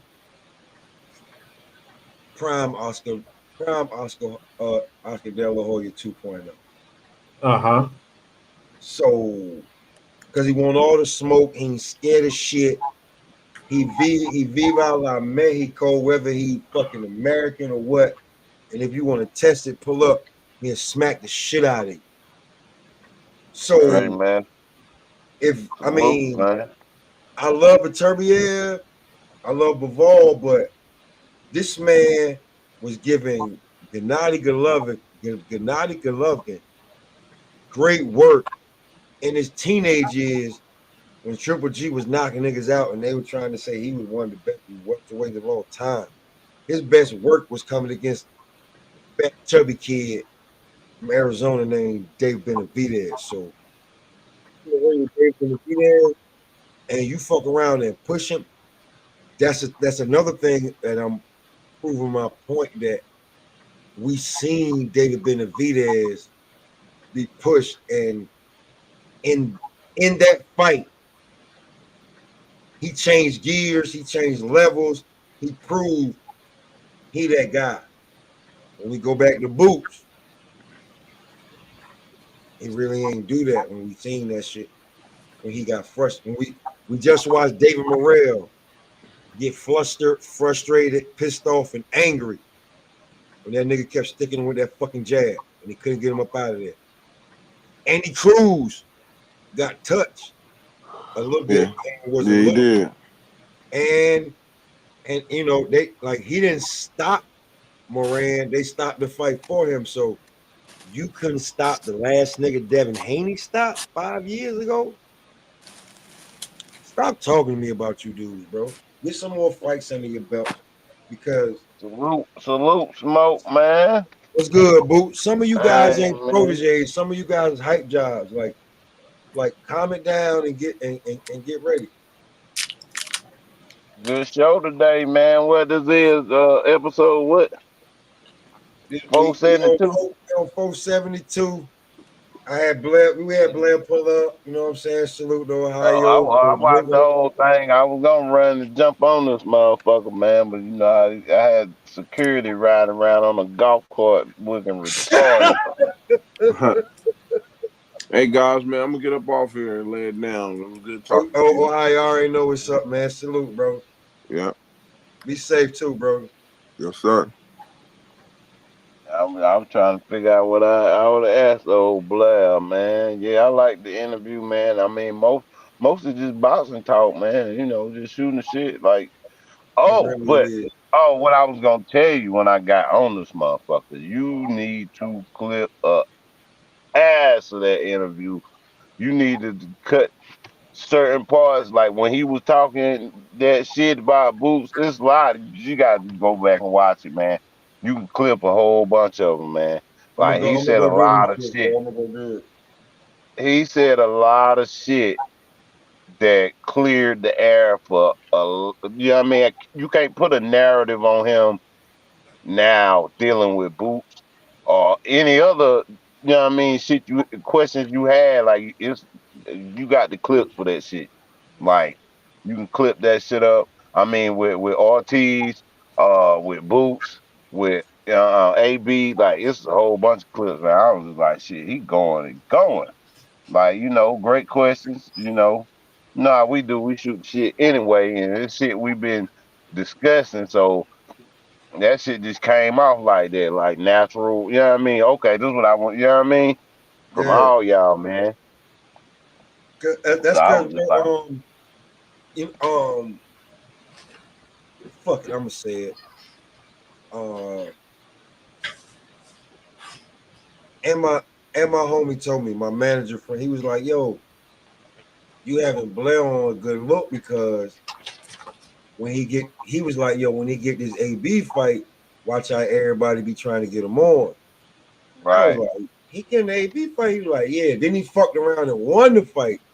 And he was like, yo, you ain't. I was like, yo, bro, he doing a lot of shit. And if he wants to do them so-called, you know, or them big channels and go do them, You feel what I'm saying? Because it makes it even bigger when you pull back up over here because I have chemistry with you.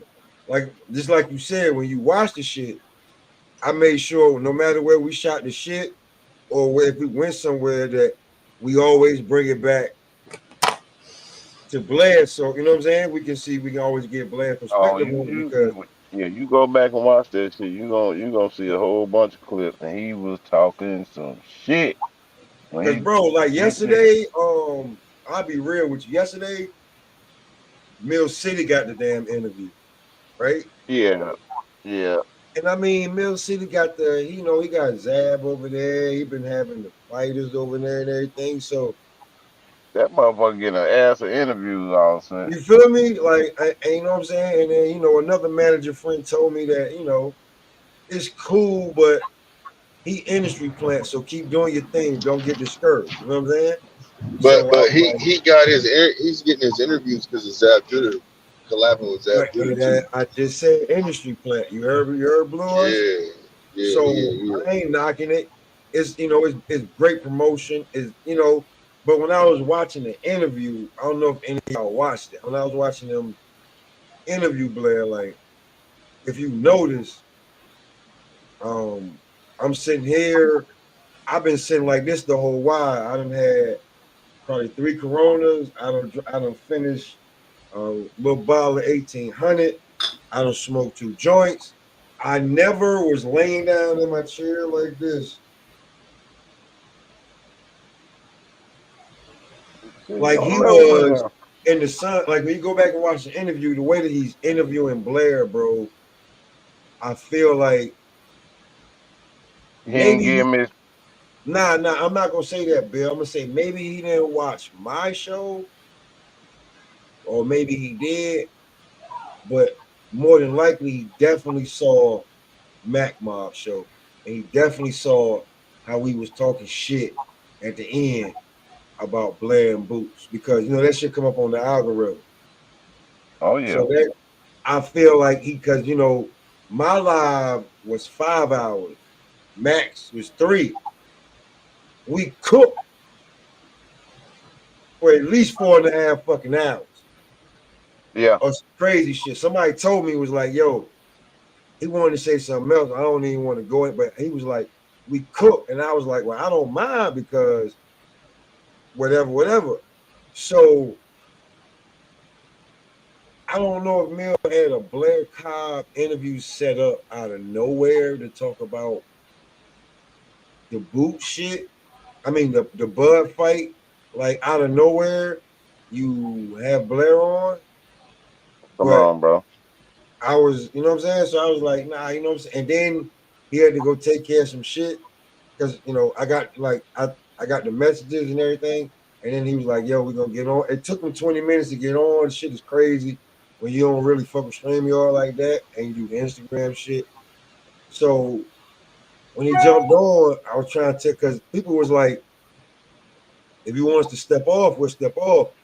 But Blair's the type of guy that he want to interact with everybody. And he's gonna win you over. Yeah. He with the smoke. I mean, he really want to get on the channel and do it like with a panel of some haters too. Like I can, you know what I mean? The way he was talking, like I I'm was waiting on trying the to haters. impress motherfuckers, bro. Like, Man, if you watch my live and you see me on my phone, I'm trying to message.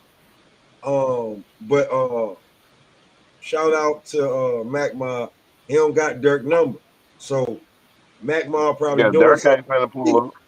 Yeah, I would have like if Mac Ma would like yesterday. Mac pulled up, but we couldn't get the interview, so Mac would have pulled up, and then all the haters and detractors would have been trying to say something, but wouldn't have said nothing. And you know, we'd have had the link out there for them to say something. But they're gonna go back and they're gonna watch it. Yeah. So at the end of the day, next time we on Mac Mob, we bring up like we just tell B Mac to set it up. Listen, we gotta have a topic that'll bring Dirk out. Once Dirk come out, let that man know. Woody. You feel what I'm saying? And then say, well, listen. If you subscribe to my shit like you did before and you got on the panel with us, I'm gonna have Blair Cobb on. Whatever you got to say about Boots in this, you'll have the floor with you and Cobb going at it. I'm gonna clip some shit just like y'all said. Yeah. And then I'll send it to the I'm gonna send Yo, it because he dropped like I said in the beginning, man. He dropped all kind of cherry bombs about a lot of. AC, it's called gems, my nigga. Gems. He dropped them gems, my nigga. Yeah. So like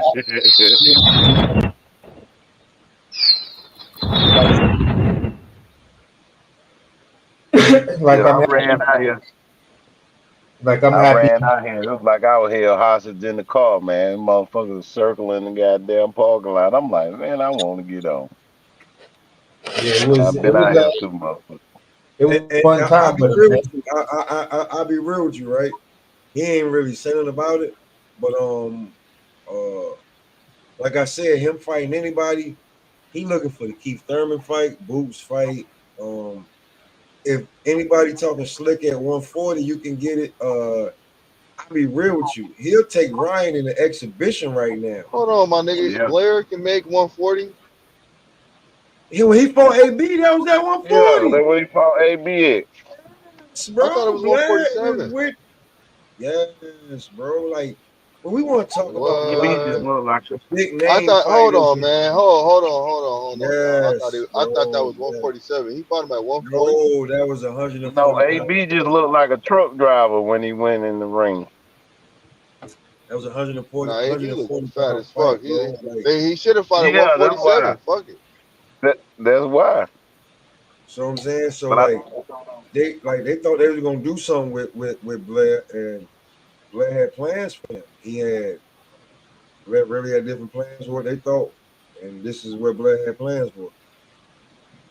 And I'm an AB yeah, so fan. it's man, Blue, it's an ass of clips on this show, man. I wish I could have marked this I'm shit, gonna but go I back was and watch the there. playback. I'm gonna watch the playback most definitely. Man, listen, he was Yeah, that's dropping crazy. some. What it say? Some jewels. He was dropping some jewels. He was dropping some bombs. I mean, yeah, That's you why go back AC and said check he it. was dropping some bombs. There wasn't no jewels. He was dropping dynamite. Yeah. For sure. He a true throwback fighter. He got the mentality and everything else, man. Niggas better stop playing. See, I'm He the from a most duck motherfucker at 147. That man right there, he the most duck motherfucker at 147 is Blair the Flair Cobbs. Then he said, Look. When you say bombs, where I'm from, gems is equals bombs. It Oh, equals the okay. same bombs. You see what oh, I'm saying? okay, So that's well, why. yeah. That's why I say what I say. I'm saying, like, yeah, I'm saying, man, like, he said Book's biggest. I ain't, you know what? Hey, You, hey, he yeah. be talking He his said shit he'll though. knock That's Boots real ass shit. out. Blair be talking his shit.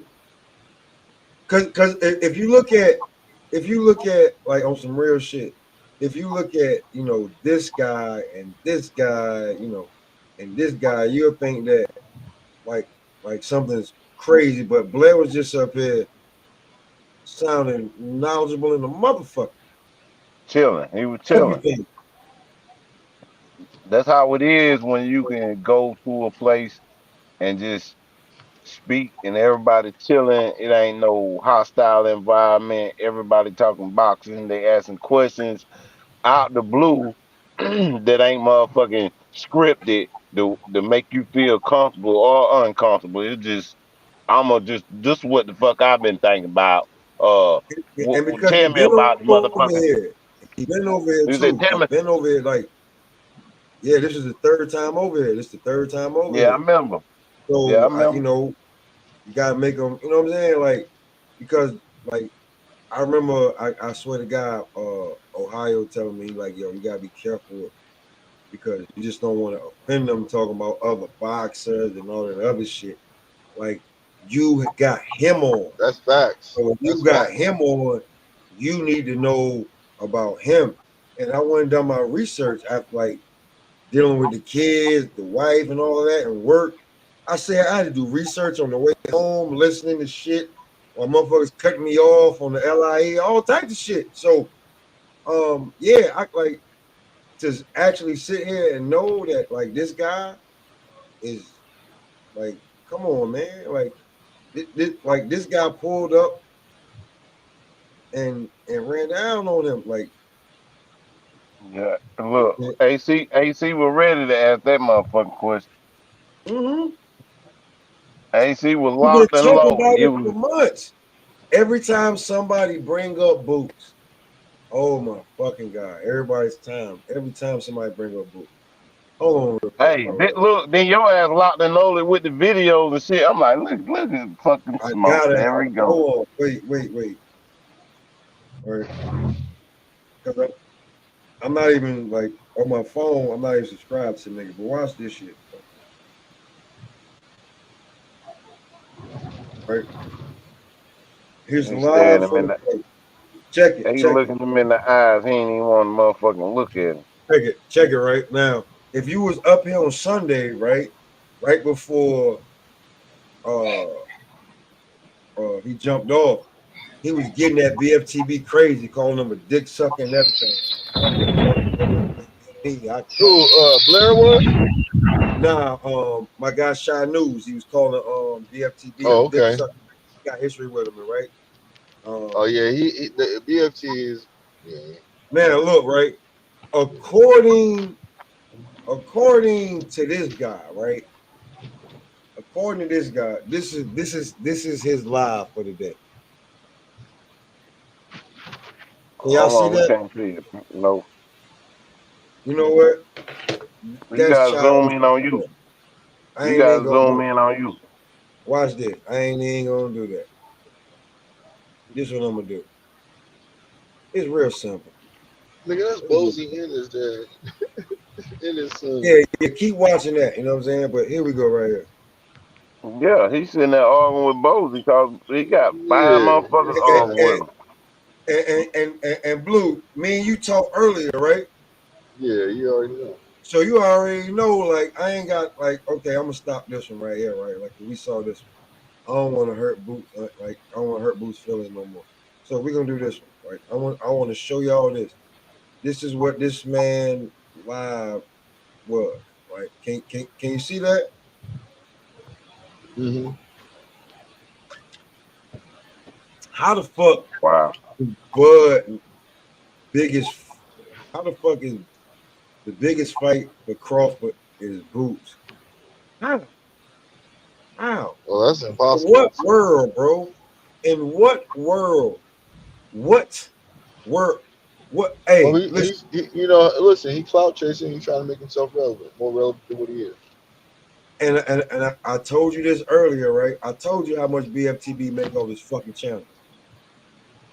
Yep. Yes, sir. I told y'all, like, on some real shit, how much this man makes off his channel.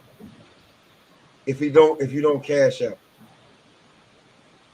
his channel on some real shit, you a bum collecting plastic bottles makes more money than this man off his channel. He goes live every day and does his graveyard shit in the morning. Please tell me, who the fuck are you? I'm trying to tell you. Shit, man, let me hop out right quick, man. I'm sneak back in here and act like I care. I'll try to jump back on. For sure.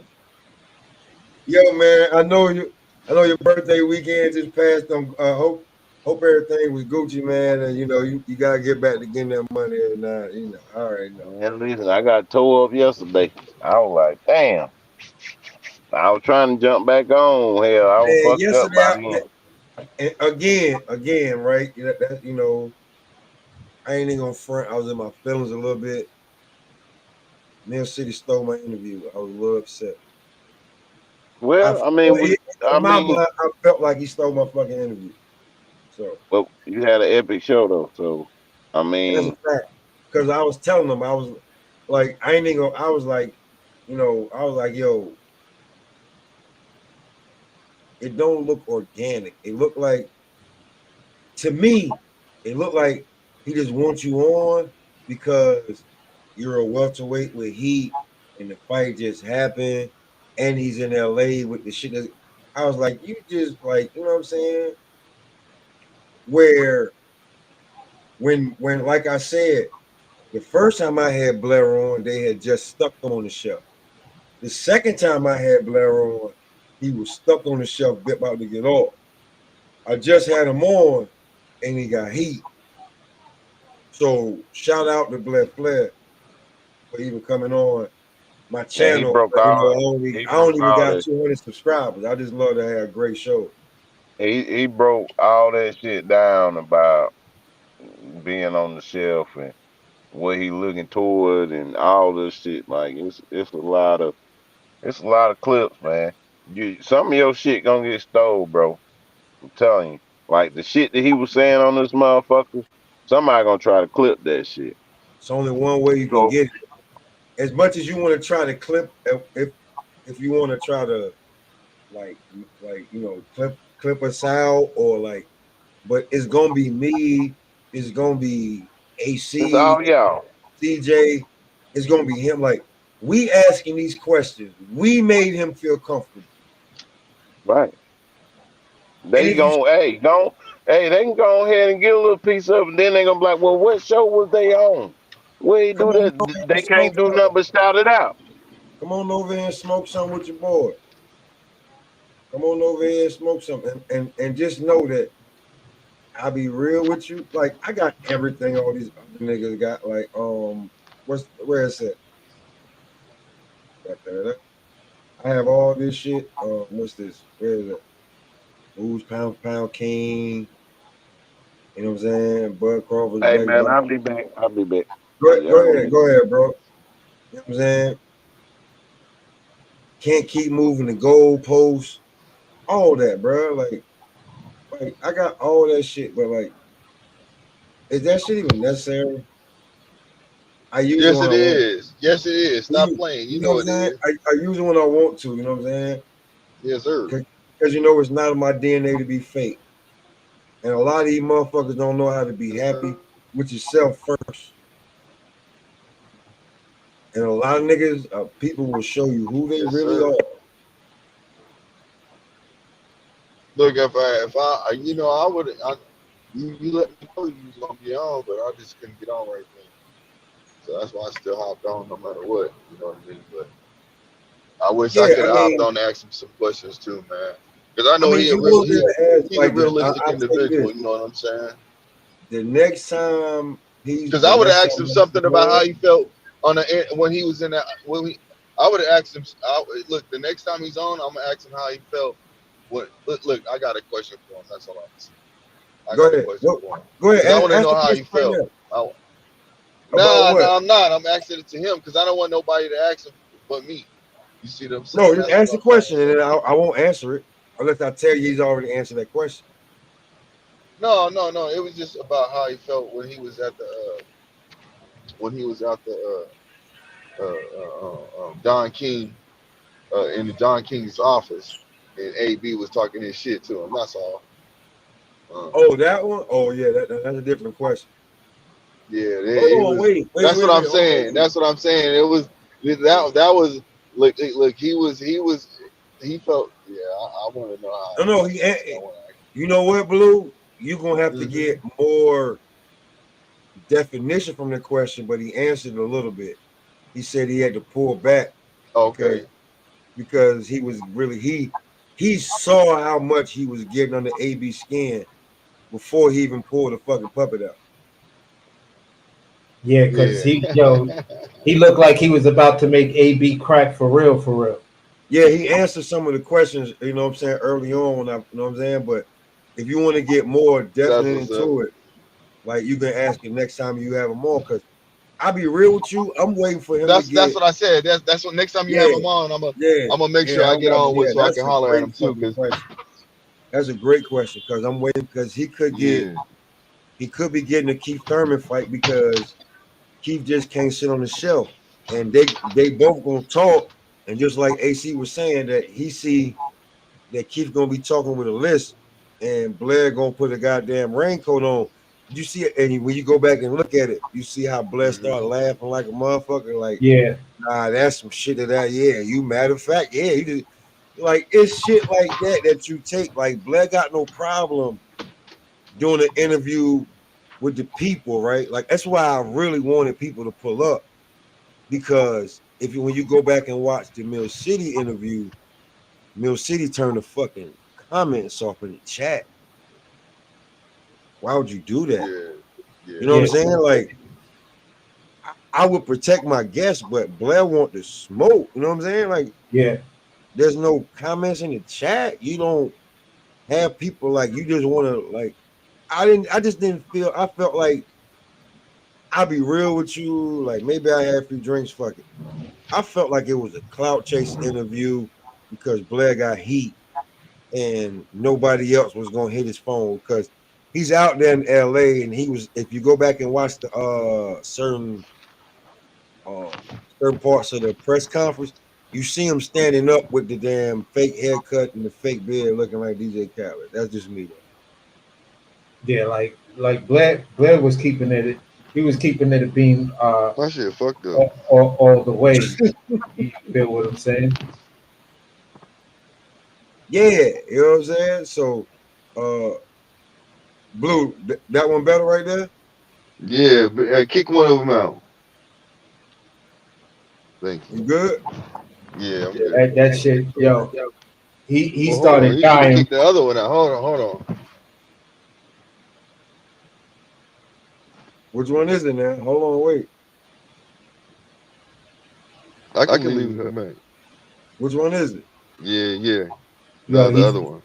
he The other started one? dying when I was like, bro, you strike me as the type of motherfucker that sit up all Yeah. night long just plotting I'm with gonna leave and come back. opposition.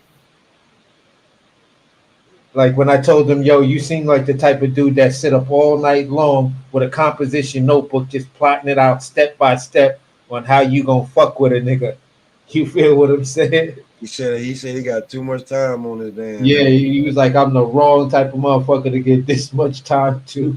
Crazy imagination. You cannot get Yeah. that much imagination. Yeah, for sure. For real. For sure. He crushed it though. He crushed it. I would love to talk to him again. You feel what I'm saying? Nah, yeah, I'm definitely gonna have him back up here probably in a few months because I want him to get a fight. You know what I'm saying? And then when the fight is looming, before like Shanu said, all the clowns and the dick suckers start being like, well, we might as well have Blair on just because. Yeah, go do those and fuck their head up and they don't even know because they don't know who you is. And then you just pull back up over here to the smoke section and feel comfortable. And you know what I'm saying? Like I want him to feel comfortable. I don't want him to I don't want anybody who come over here, I don't want him to feel like I'm gonna be like trying to judge him or on some other shit. Now I want you to feel comfortable over here. So Yeah, this is why I was smirking when I asked him who he got between Berlanga and Canelo. And I had to yeah, bro, I hear what you're saying, but on my side right now, I'm rocking with Berlanga. You know what I'm saying? So yeah, it was funny as hell though. He was like, how you gonna ask me that question with a smirk on your face? Knowing he trained in Guadalajara. You feel what I'm saying? You see how crimey I got, and he called me out on that shit immediately. Hey, yo, you know what's crazy? That he didn't say, but he told me on another show is that he was like the only reason I don't know why, maybe Freddie was too busy, but he was in Freddie Roach's gym, but Freddie didn't like work with him directly. Yeah. And he had to end up going, somewhere else. But he basically is using either he's using a trainer that he's either more advanced in or before when you don't have the money, you got to use guys that you got to use guys that you can use. But you know what I'm saying? Like go just like when they said, even Earl Spence said, like, you don't take care of your black fighters. The man was buried on Golden Boy for winning a fight that he shouldn't have won. And then they, like he said, they owe him $1 million. And then turn around, they don't think he can do shit. He makes I ain't gonna say a mega fight, but he makes a real good fucking fight against Adrian Broner. Then wins the fight in a spectacular fashion. May even get nominated for knockout of the year just because of what happened and how knockdown of the year or fight. You know what I'm saying? Just some shit like that. All because he bet on himself. Nah, man, yeah.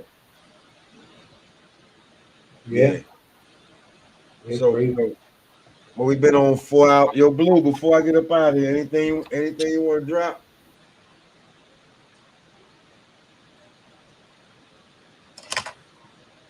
I don't know what he's doing.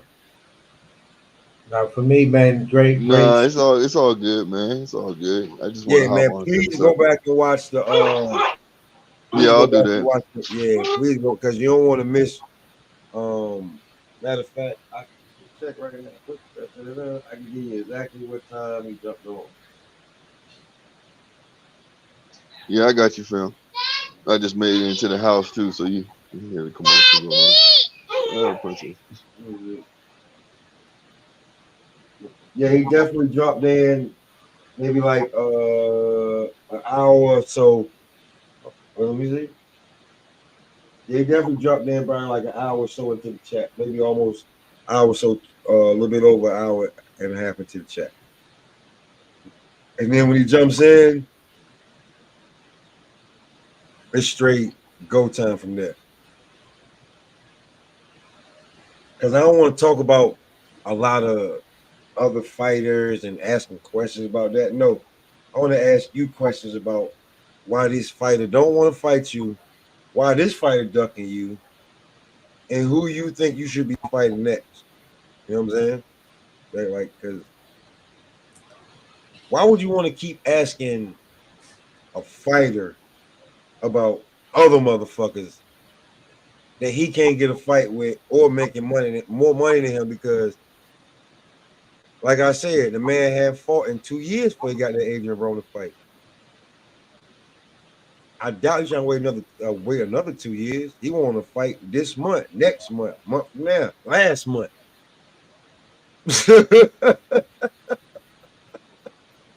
Or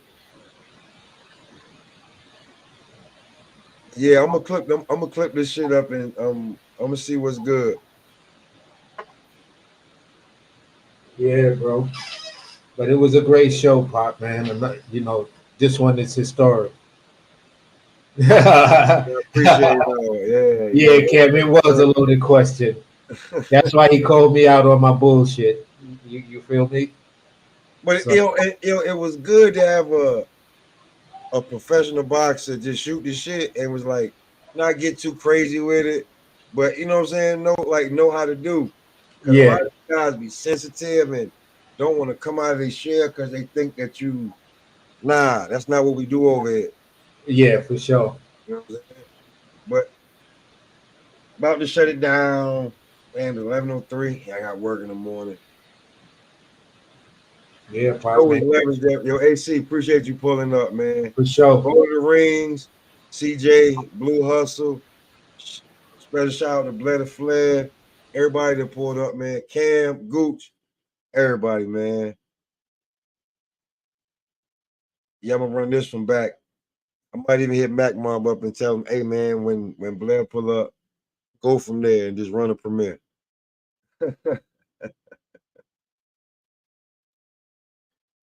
But till next time, man, and always, man, y'all stay smoking.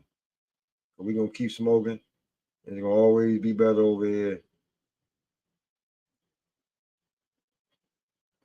Cause I'm definitely keeping it gangster.